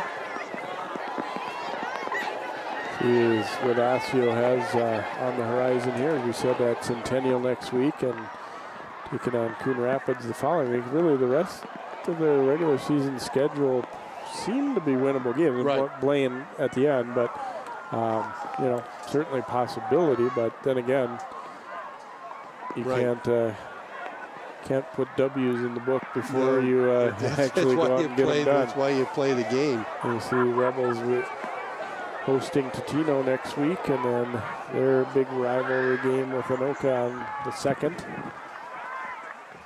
Well, that could be an interesting matchup, Anoka and Champlin Park. Both teams going to be fighting for seeding position in the playoffs, and that's going to be pretty interesting.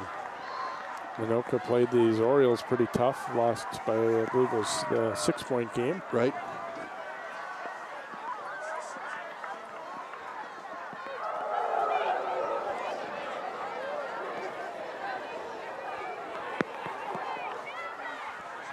And Stewart helped to his feet as he will slowly make his way off the field.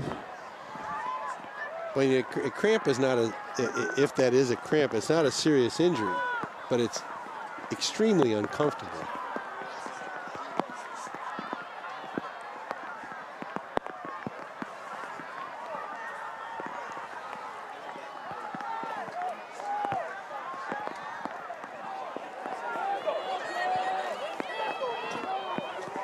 So it'll be 2nd and 1 here for Champlin Park as we resume play. They're at the 24-yard line.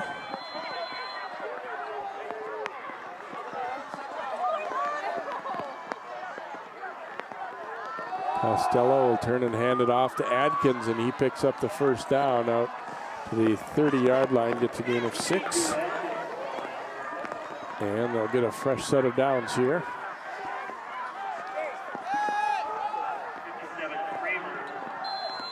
If the rain persists, that's going to be a little bit, I think, a little bit tougher for Champlin Park because they've thrown the ball so much tonight, but they've had 2 nice running plays here back to back. Got them a first down.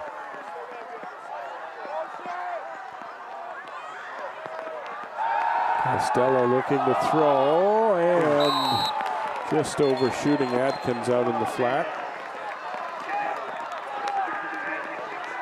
Got a hand on it, but not particularly well thrown ball there. No, that one's more on the quarterback than on Adkins. Right, that one got away from. Oh, we have a penalty.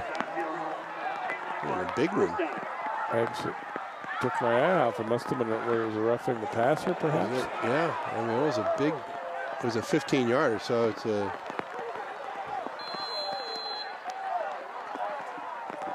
I was so focused in on watching the ball and the receiver, I didn't see what happened in the backfield. I can assume that it was a personal foul roughing penalty. So to the 45 now. The Rebels have been really hurt by penalties. Now Osseo a little bit. Fires complete to Joyce, and he will have the first down. Tough guy to bring down there. They got a couple bodies on him, Kramer and Williams, but he will pick up about 11 more and the first down. Here we see again another quick one-step pass, get the ball out, let the big guy catch it and roll, and he got another first down. Only the second catch tonight for Joyce. The first one was a big one for 36 yards. Handoff here going to Adkins, and he is stacked up. Kramer first to get there for Osseo and got some help from Sherping as well. Don't gain on a play, bring up 2nd down. So 2nd and 10 here for the Rebels.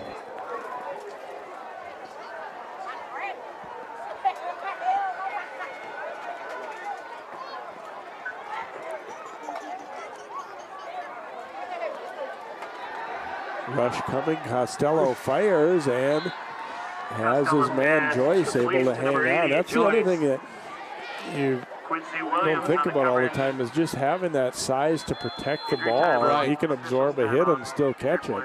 And he does a good job of getting, we've got another Osseo player down 9-yard gain on the play, bring up 3rd and 1. after the play in the offensive backfield. That's Foley. Yeah, George Foley, the defensive end, looks like another cramp. I'm a little bit surprised. It's a little bit cool evening to be getting cramps. Usually you figure cramps are going to occur on your hotter, more humid days, but that's the second Oriole to hobble off the field with a cramping calf. But to your comment about the size that Eldridge Joyce brings in, not only is he big with good hands, but when the ball is thrown and he catches it right in the middle of his body, he's got a big body to shield himself from the defenders. And if he gets his feet on the ground, he's either going to break a tackle. If he goes down, he's got a pretty good gain. 3rd and 1 here for Champlin Park.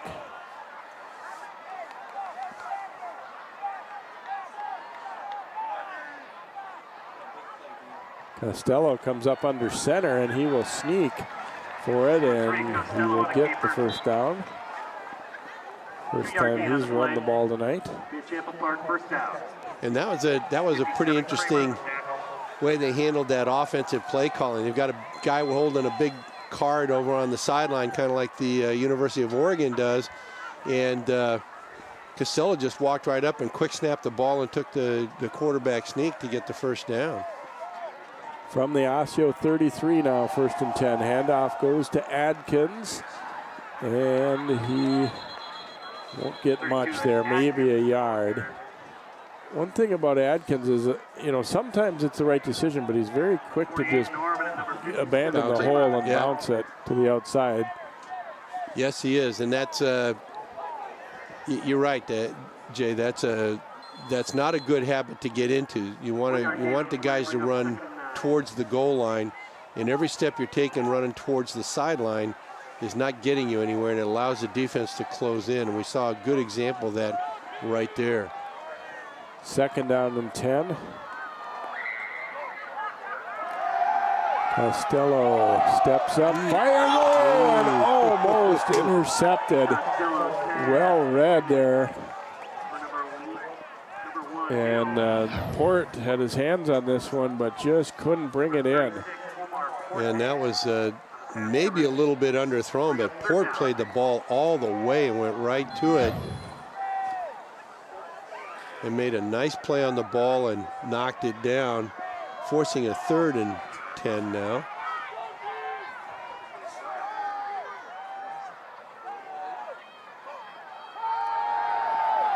Costello, good time, looking for Hill, and there's Port again to break it up. Back-to-back plays as he was in position, not able to haul it in, and he'll get some credit for that, I think, for helping to break it up. But still a good play defensively here. Yeah, this is a tough one. This is where the damp ball is kind of bothering, because that ball needs to be thrown further outside and a little bit deeper. But Port plays the ball very well, and Marcus Hill does a nice job of breaking that pass up, or it would have been an interception. 4th and 10, and they will go for it here. This spot on the field, probably not too tough a decision to make. No. Costello under pressure, throwing a screen out to Adkins, and not going to be close to the first down. Osseo will take over on downs. Tried to slip him out there and get him kind of a catch and run, but they got about half of what they needed.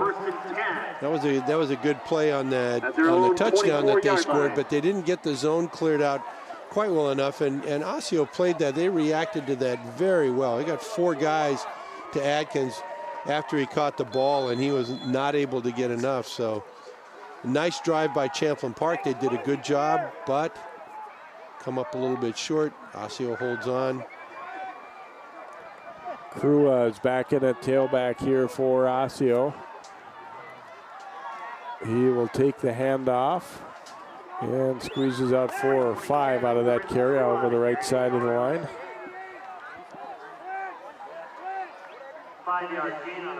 He does pretty well on each initial play, and then So they're substituting for him now on second down.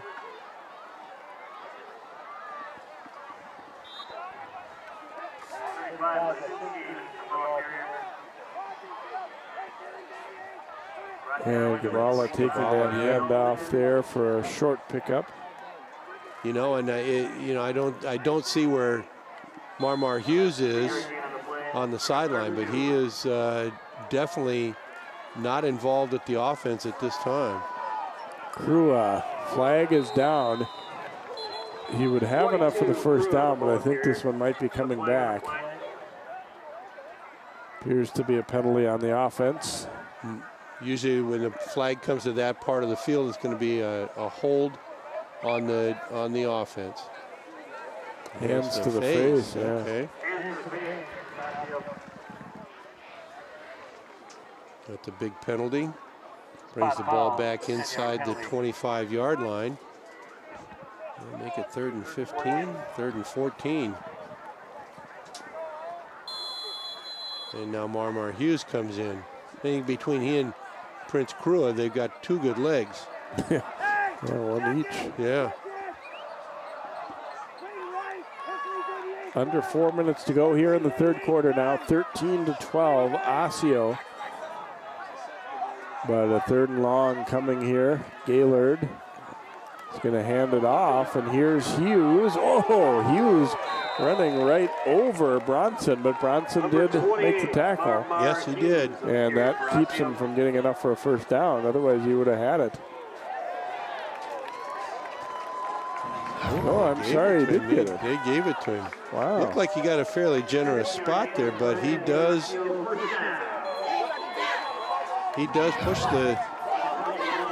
land on top of the defender, and the ball was right there. So a pretty tight spot, but it was there. They go to the fullback this time. First time we've seen that really tonight. Yep. Tharp's first carry. That's you always got to throw the fullback a little bit of a bone, give him a chance to carry the ball about once every 40 plays. After he blocks 39 times, he gets to carry the ball once. 2nd and 5. Back to Hughes, running to the short side of the field, and not a whole lot of a gain there, about a yard, maybe 2. Pretty well defended by Champlin Park to not give any running lane as Hughes got close to the sideline. A lot of times that play will look like it's strung out and they hit the sideline and get turned right up, but that one was well done. Well, he got more than I thought there. It'll be 3rd and a couple.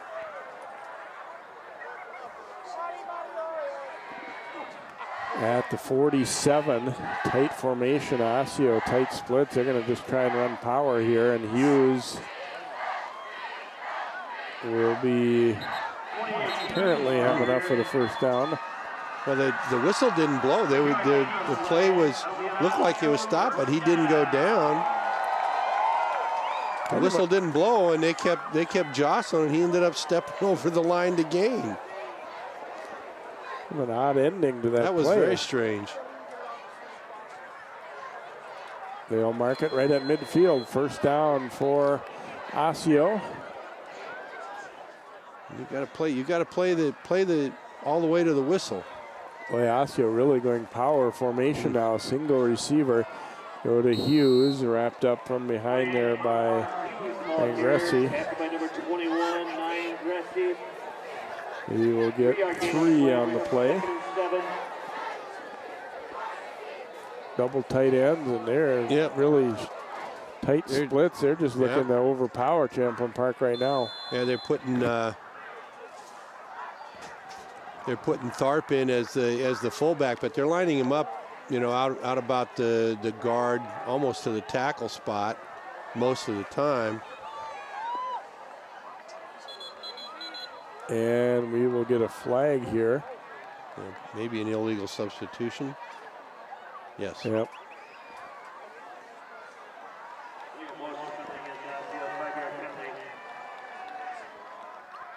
Bring up 2nd and 12.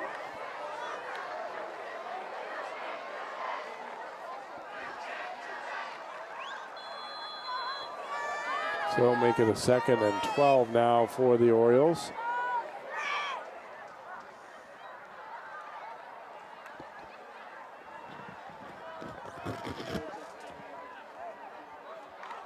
I'm kind of surprised to see Osseo so committed to the run game tonight. Not that they can't do it, but what are they throwing? 4 or 5 passes the entire game so far? Handoff goes to Hughes. Lowers the shoulder and will pick up about 5, maybe 6 on the play. Yeah, they've thrown a total 3 for 6. Gaylord is tonight. And I'm kind of surprised with that. Armstrong is a very good receiver. They've got a couple of good receivers, and Gaylord is certainly a quality quarterback. He's a good thrower. I'm just surprised that they're committed so much to the run game tonight. Under a minute to go in the 3rd. Maple Grove now leading Wayzata 21-zip. Gaylord. Now the rush coming late. He will throw it up and out of bounds down the sideline, looking toward DeMario Armstrong.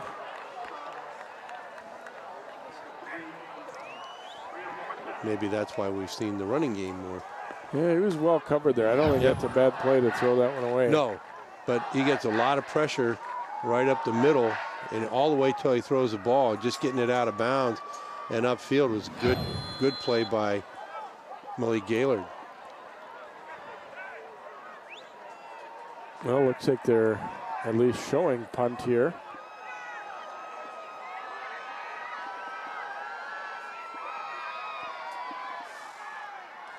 Gaylord is the punter, and it's again a low snap, but he gets the kick away. Fair catch called for and made at the 20 by Hunter Yerkes. Surprised they punted there at all, Bill, or no? No, not at all. You've got a very slim lead. You're just about to the end of the quarter. Your defense has played okay this quarter.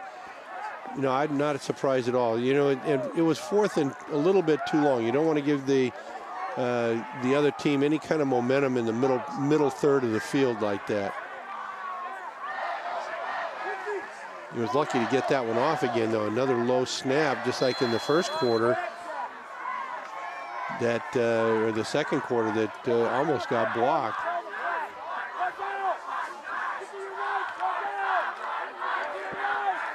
So Rebels football at the 20. Costello fakes the handoff, and he will run it himself.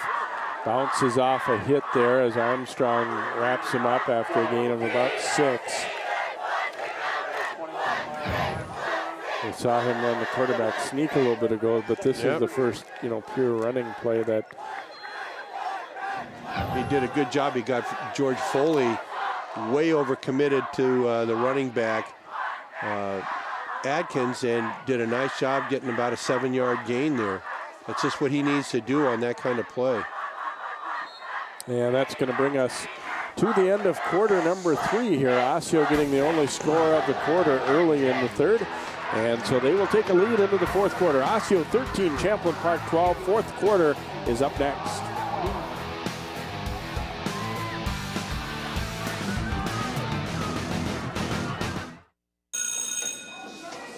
Don't look at me. Your hair's a bit frizzy today. Oh, you should pick that up. Oh, you're such a dork. Loser. Here, let me help you with that. Oops. Every day, kids witness bullying. Oh, look. Your crush is looking at you. Poor you. They want to help, but don't know how. See, no one here's gonna help you, because no one Teach your likes kids how to be more than a bystander. Visit stopbullying.gov.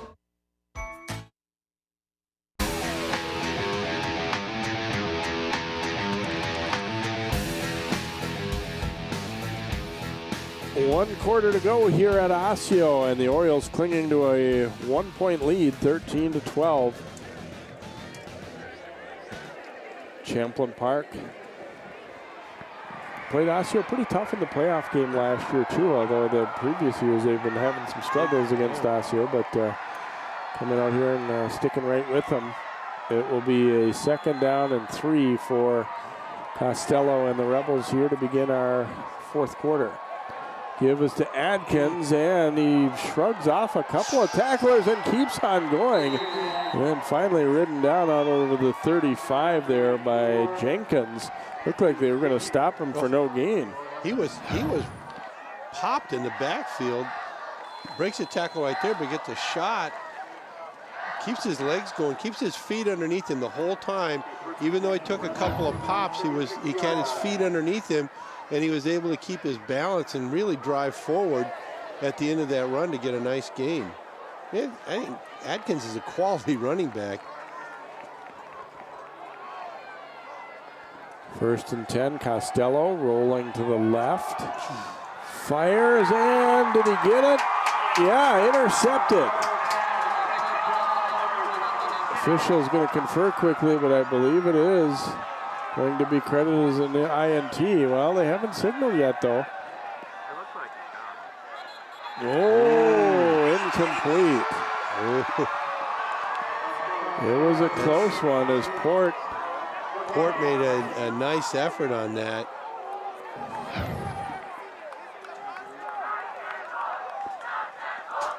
See him go to the ground for this one.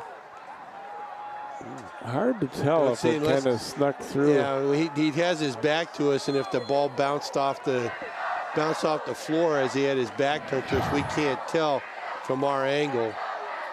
But it certainly looked like he had his hands underneath the ball initially. So 2nd down and 10. Rebels dodge a bullet there and keep the football anyway. Costello hit as he threw, and it ends up skipping short to Adkins. Yeah, that's one that's just never going to be completed because he couldn't step. Not only could he not step into the ball, but his arm was hit just as I think Foley got to him just as he was releasing the ball, and it stopped the forward momentum of his arm.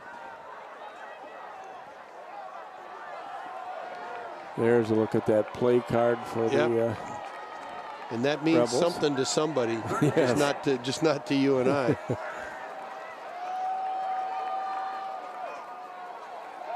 Third and 10. Costello pulls it back down. Still wanted to throw, and now he is drilled short of the line of scrimmage. So after a couple of really nice plays, Champlin Park offense kind of sputters here a little bit. Costello, I think, does the right thing. I think if he'd have let that ball go, it would not have been a happy ending. You're better off going ahead and punting the ball and see what else can happen. Adkins is the punter. And off the side of his foot a little bit here. It will take a Rebels bounce, though. And they will down it at the 33-yard line. So 10:32 to go, and Osseo gets the football back after a strong defensive stand there. Look at the Champlin Park student section across the way here. Must be hunting season. Yes. Not a far drive, especially with the completion of that 6-10. You can get between Osseo and Maple Grove and Champlin Park a lot quicker than you used to be able to. Oh, absolutely. See if the Orioles will look to pound it away on the ground a little bit here. Hughes is back in at tail. Yeah, I would not be surprised. And they go to Hughes on the right side. Nice gainer on that first down play of about 5. And I think at this point in the game, you're at about 10 minutes to go in the game. You've got a 1-point lead. Your running game has been fairly good. Passing game, not so much. You're probably just as well off forcing the defense to play the run and see what happens, because you're getting 40 seconds off the clock every time you run a running play. And passing plays are not going to happen that way.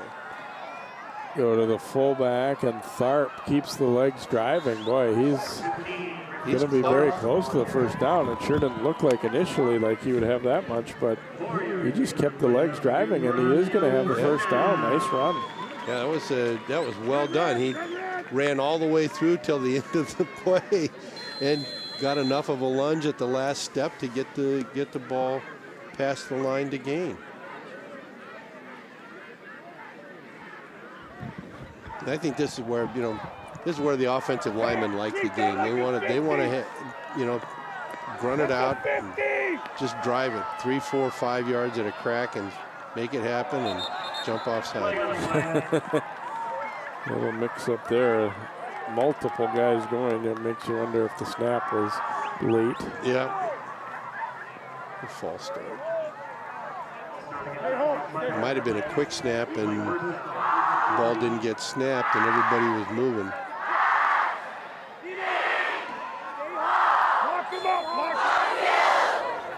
So 1st and 15 now for the Orioles.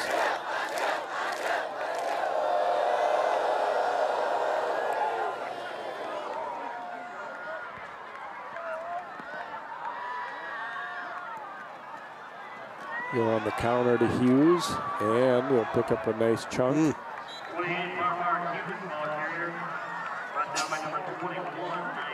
Marmar Hughes seemed to have shaken off whatever kind of leg situation was bothering him in the first half and in the third quarter. He's really done a nice job here the last 2 series to keep the ball on the ground for Osseo and move the sticks.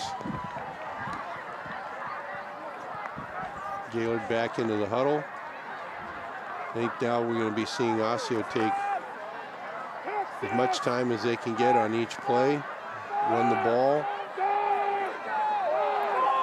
keep the ball out of the hands of the Champlin offense. 2nd and 8. Now rolling and throwing for Russell, and then Yerkes almost intercepted it. Pass was behind him, and Russell, I think, just got a piece of it, and Hunter Yerkes nearly intercepted that one for the Rebels.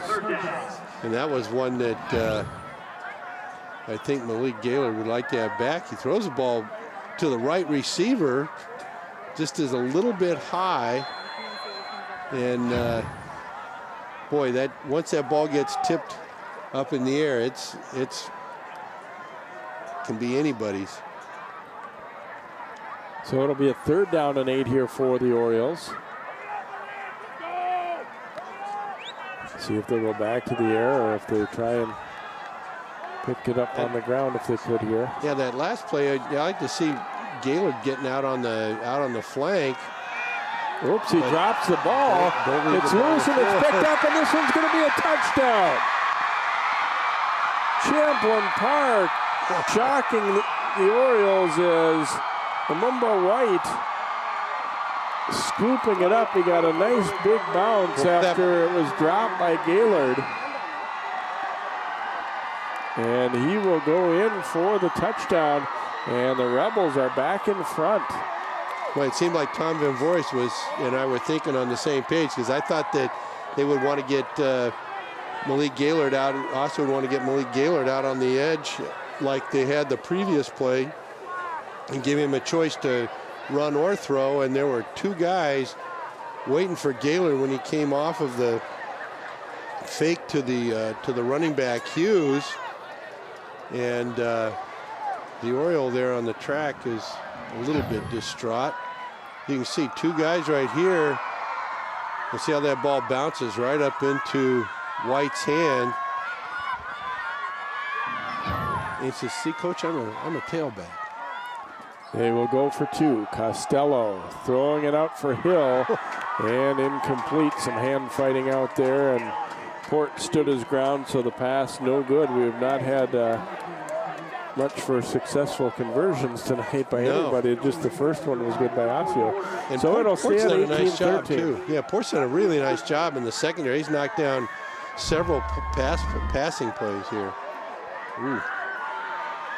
See that ball come out, and boy, it just took a nice bounce. It's not that often that you can count on getting that kind of hop, and Taylor made there for White, and pretty soon he was hitting the end zone.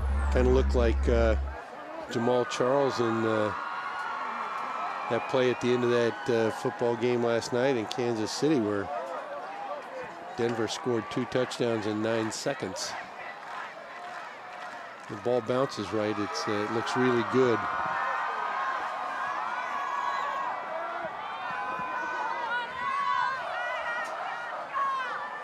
So Osseo will get the ball back here, but trailing it now 18-13.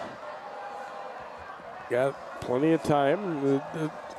Things changed a little bit. The feeling of, they were sort of protecting a lead last time, and let's see if we can get a drive going and need some clock. And now they're the team trailing again. And now they've got to go after it. They're trailing by 5 points, so they know a touchdown will get them back in the lead. Bounces around. Hughes juggles and grabs at the 5. And ridden out of bounds right around the 20-yard line. Looks like it's spotted about the 18. But boy, that ball was bouncing around on the floor between Marmar Hughes' feet for a fairly lengthy amount of time here.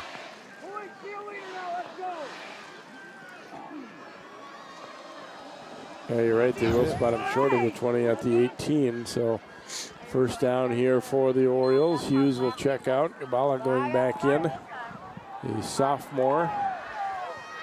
This is where Osseo's got to find their poise and their determination. They haven't really thrown the ball successfully very well tonight, so they're really going to have to let their offensive linemen pin their ears back and get off and make some blocks.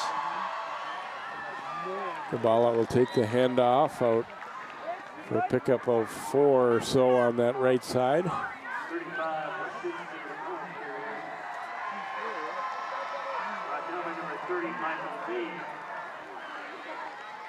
That's a pretty good gain. It's closer to 6 as the way the spot came out. So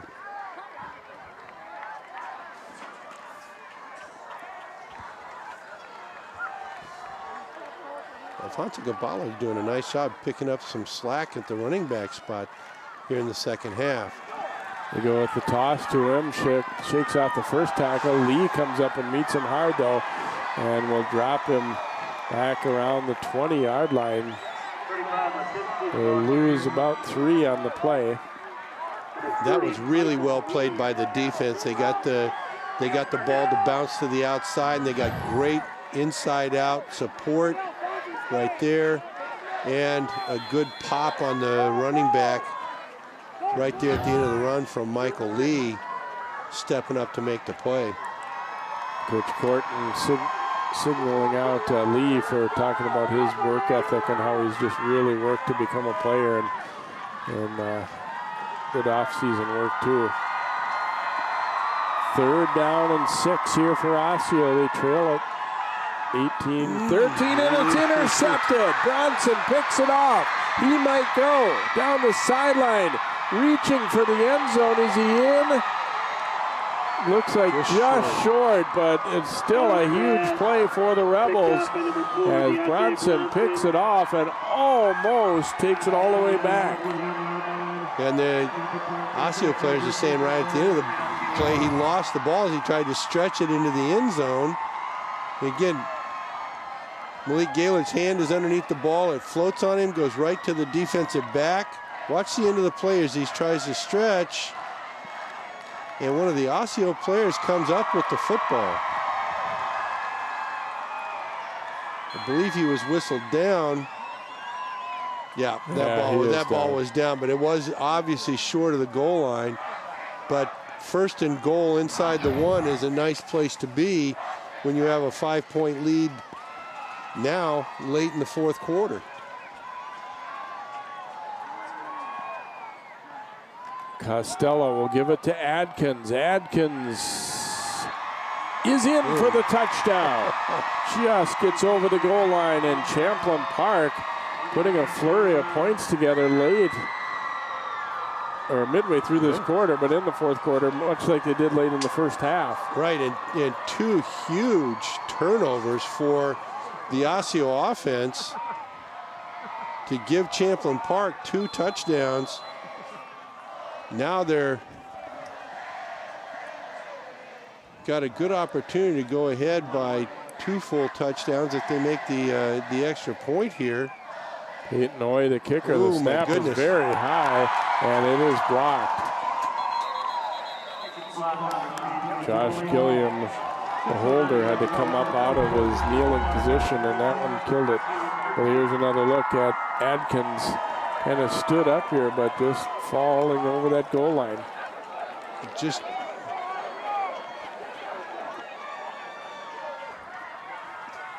boy, the timing is so critical on a place kick. That snap like that forces everybody out of rhythm and is usually not a good thing, as we saw.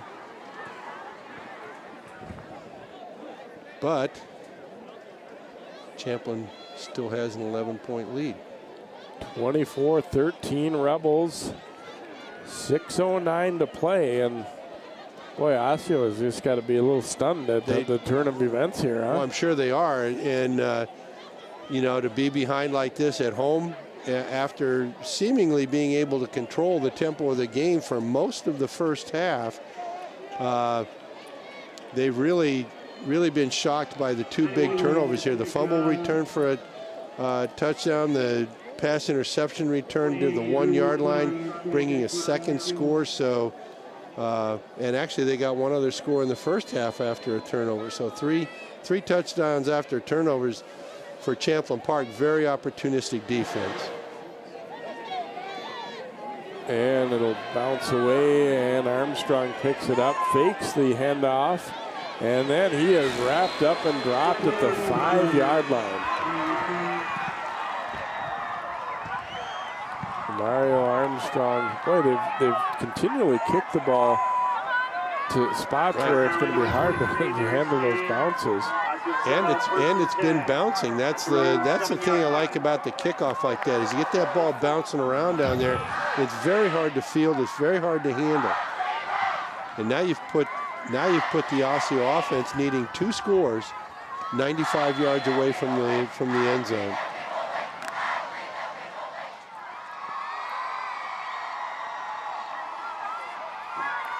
We'll call it the 7-yard line here. Gaylord looking to throw, and incomplete. A touch behind his intended target there. Tanner Lunsford falls incomplete.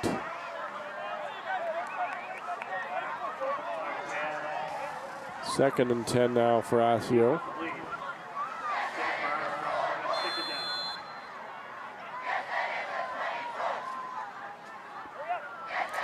With as little time as there is left, I mean, they pretty much have to score. I'm surprised that they're, of course, it was after an incomplete pass, but I would think that they would be wanting to pick the tempo up here as much as they can and really try to put some pressure on the Champlin Park defense. Gaylord looking to throw, now steps into the rush, and he's going to be wrapped up, brought down. Did the ball come loose? The Rebels say it did. No, it doesn't look like they're going to rule it that way. It'll stay with Osseo, but Gaylord will lose a couple.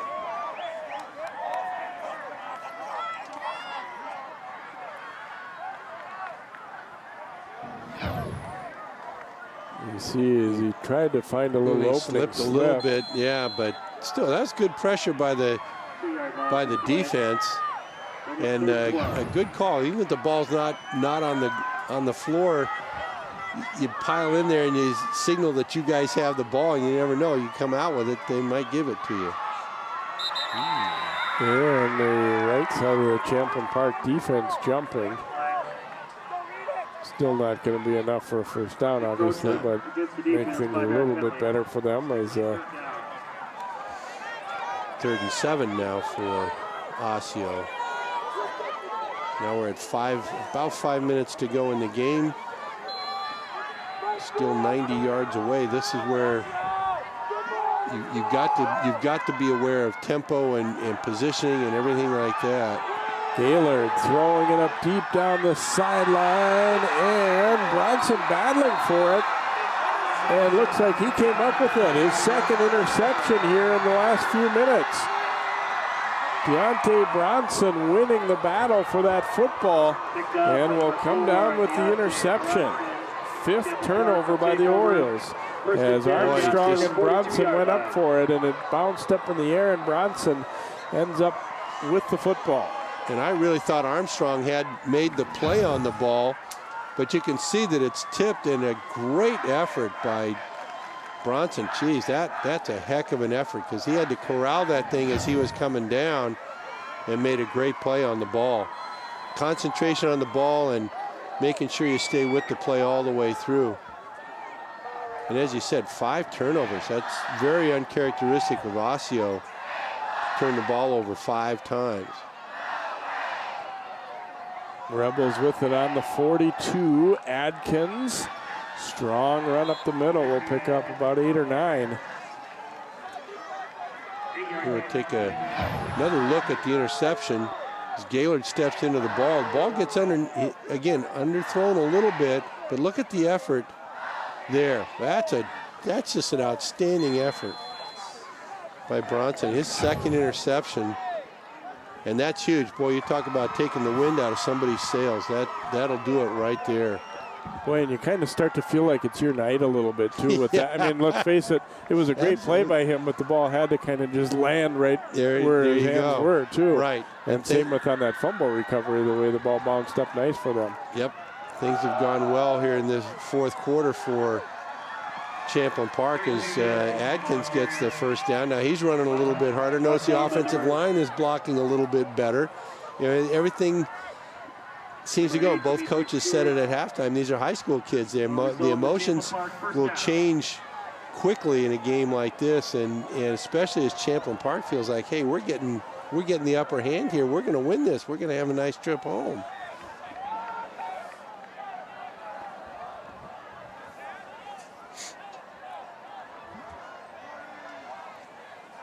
First and 10 Rebels. They will go back to Romello Adkins. Forced back inside there. Oh, they do strip it out. I was just going to say they're trying to pick it clean, and they do, and it will be Osseo football, it would appear. Yes. Osseo gets the ball back. So another turn of events. That's where you almost want to tell your running back, you know, at some point, just get down. And you see that everybody's ripping the ball and it rolls free. Boy, hard to tell whether his momentum was stopped or not, and that ball came out late. But it is Osseo deep in their own territory. Yeah, I think it was out. Yeah, it certainly looked at it. It was close, but that's where you tell your running back, you know, we've got a 2-touchdown lead. Get the heck on the ground. If it gets too crowded in there, just get the heck on the ground. We'll snap the ball again. Gaylor dropping, wants a middle screen, but it's thrown behind Armstrong and incomplete.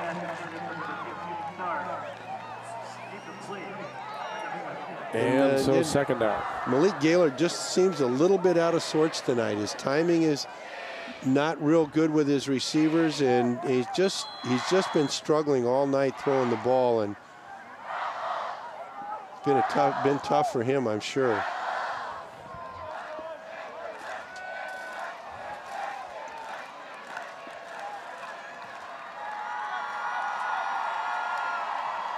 Second and 10 for Osseo. They got that fumble recovery at least give themselves a chance, but they're going to need to score in a hurry. Gaylord throwing deep downfield, and Yerkes almost intercepted that one, but it'll fall incomplete.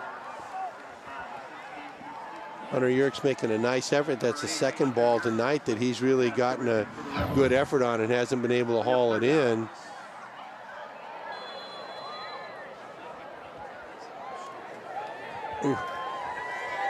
They're throwing deep downfield for Bugo's point. Right. Third and 10 now for Osseo. Gaylord again wants the screen. Instead, he's going to be dropped for a big loss. As getting to him for the Rebels is Adam Kamrash on the sack. All the way back inside the 10. Cameron does a good job on a screen. You've got to have somebody continually pressuring the quarterback. Cameron did a nice job with that. And there was a couple other guys that were picking right up on the running back Hughes. The ball was fake to Hughes on the running play, and then they're trying to set up a middle screen, and it just wasn't there. So now you got 4th and about a mile.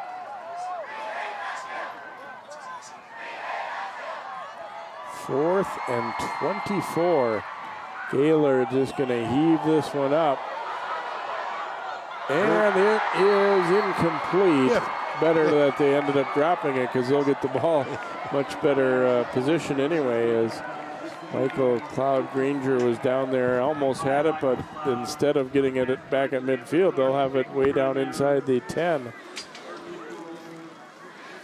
Yeah, it's yeah, you really don't want to you don't want to intercept a 4th down pass, long pass like that, especially when the ball was launched from inside the 10-yard line.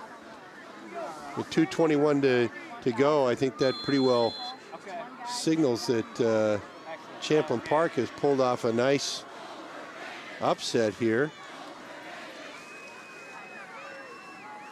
With 2 timeouts, 2:21, this part of the field, I'd almost say I would be keeping the ball close to the vest at this point. I think I'd be telling Chad, don't run around and don't hand the ball off too much. They give it to Adkins, and he is popped immediately and stopped right there. And they're going to be trying to do exactly what they did the last time he carried the ball, strip the ball from him. I'd almost just be telling my quarterback, just run quarterback sneak, pack them in there, run a quarterback sneak, let them use their 2 timeouts. And if they get the ball back with 1 minute to go, fine. They got 95 yards to go and get 2 touchdowns. And I'm impressed that the Champlin Park defense, we knew they were fairly good, but they have really stepped up tonight. They have played very well in the critical plays and made some big defensive plays. And they've really controlled particularly here in the 4th quarter, they've controlled the tempo of the game right from the get-go.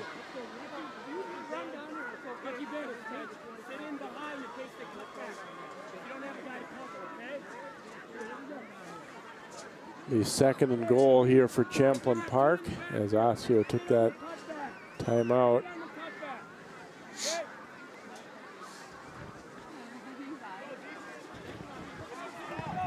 Going to put a little bit more time back.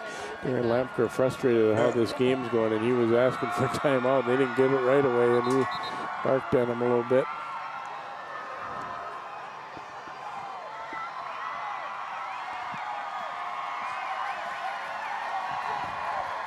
Yeah, I think I'd be telling Costello, don't be handing the ball off. Just push forward as much as you can. Like that? Like that. Yeah, you're not quite to a point where you can take a knee, but you want to take as much time as you can. Make them use their timeouts, because once they get past this, if they take a timeout now, they're not going to have another one. They can't stop the clock. That was their final timeout. So now you've got 2 minutes and 10 seconds. You've got a couple of plays here. They're going to get, Osseo probably going to get the ball back with less than a minute and a half to go. Scoring twice in a minute and a half from 90-plus yards is going to be that's going to be a challenge. If you pull that off, you're a pretty darn good team.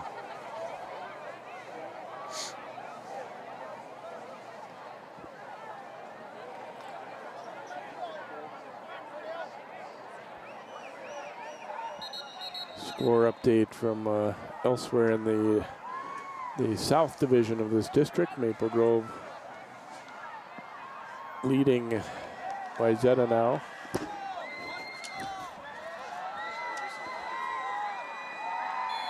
(24-6). So 3rd down and goal from the 9 here for Costello and the Rebels. We'll go back to Adkins, and he's going to walk in for the touchdown. Champlin Park coming into Osseo and having a big 4th quarter, and they will secure their 3rd win of the season here. And that'll bring him even with Champlin Park at 3-2.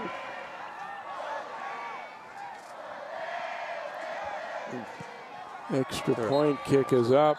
Flag down as we had somebody dashing in from the bench for the Rebels. And the ball hit off the upright.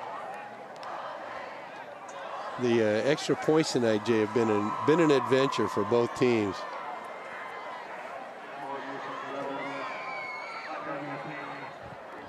A re-kick here. And the holder and the kicker did not know that there was not, that there was somebody still coming on late. So right. They could have snapped the ball a little bit later, I think, but they had no idea. My guess is that they would have been okay if he'd been able to get set, but he wasn't. He was still running toward the line. Another crack at it here. And this time it is good. Finally. So 31-13 Rebels. We get another look at Adkins.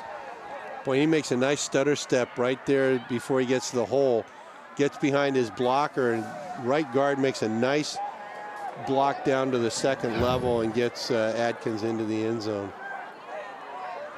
But he's been a workhorse tonight. A lot of the time he was BYOB, be your own blocker. But the last couple of carries he's done a really nice job, and the offensive line has come off the ball better than they had all night.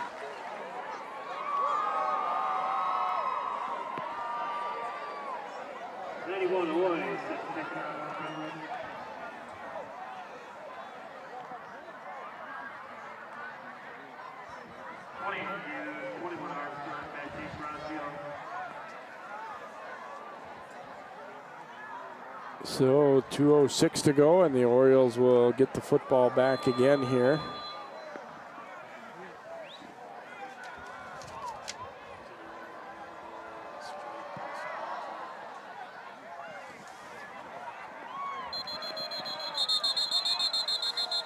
That kick will be into the end zone, so a touchback.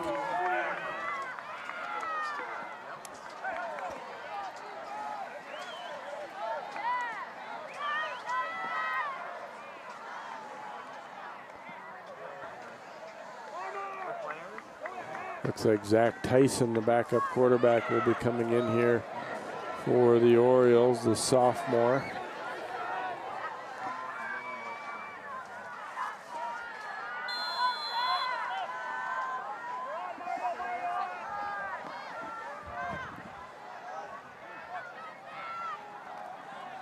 And he will hand it off. Gabala breaking free and out over the 30, and good for a first down as he'll rip off about a 12, 13-yard gain there.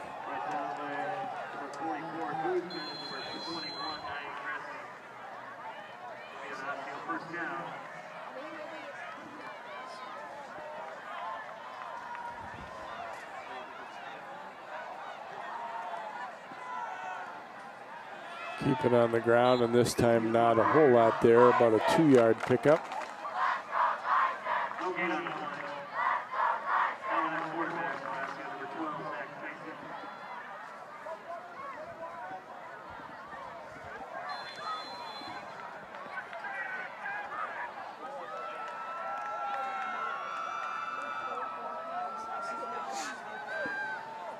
Ticking down close toward a minute here, minute 15 to go, and Osseo gonna fall to 3-2. Champlin Park will improve to 3-2 as Tyson completes it out to Demario Armstrong. And he is wrapped up and dropped. Should have enough for the first down here out near the 45.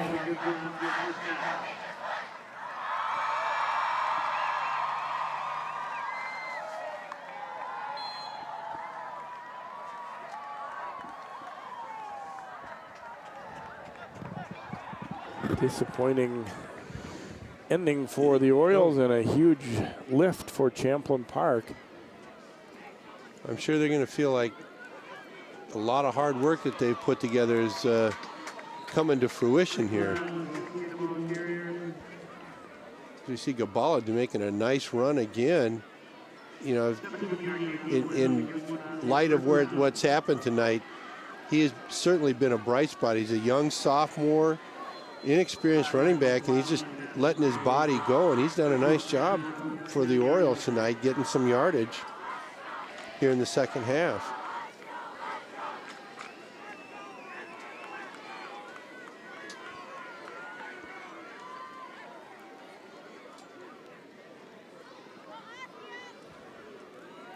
Come back to him again here, and minimal gain.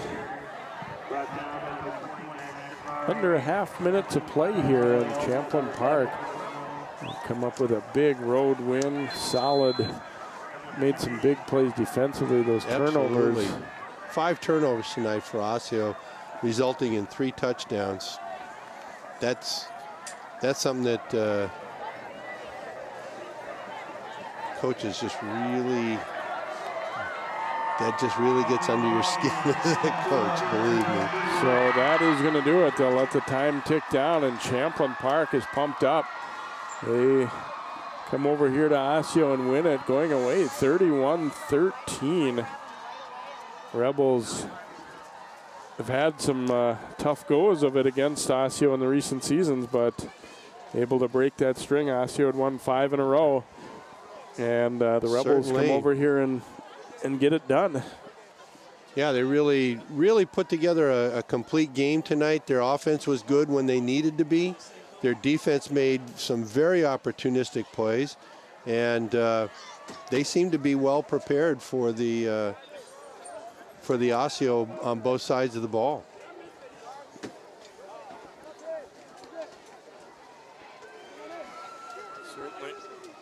Certainly a good win for Champlin Park. Their third, as we said, after losing to one of their biggest rivals, Blaine, last week, and bouncing back nicely to get this victory here.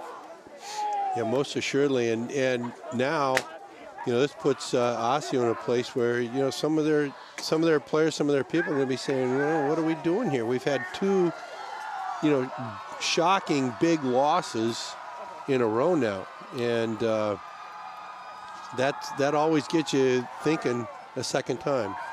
Looks like Allie's ready down on the field. Let's go down to Allie. Thanks, guys. A huge defensive effort tonight, and a lot of it due to this guy here, Deontay Bronson. We've got 2 interceptions in the fourth quarter for you. That first one, you returned all the way down just short of the goal line. Talk about that play. Well, in cover 3, we want to stay deep in our drops. We knew they were going to try to go deep on us, and I guess I just capitalized on the play. And it's tough running the back on those big guys. So. A couple minutes later, your second interception. That one you had to get high for. Talk about that one.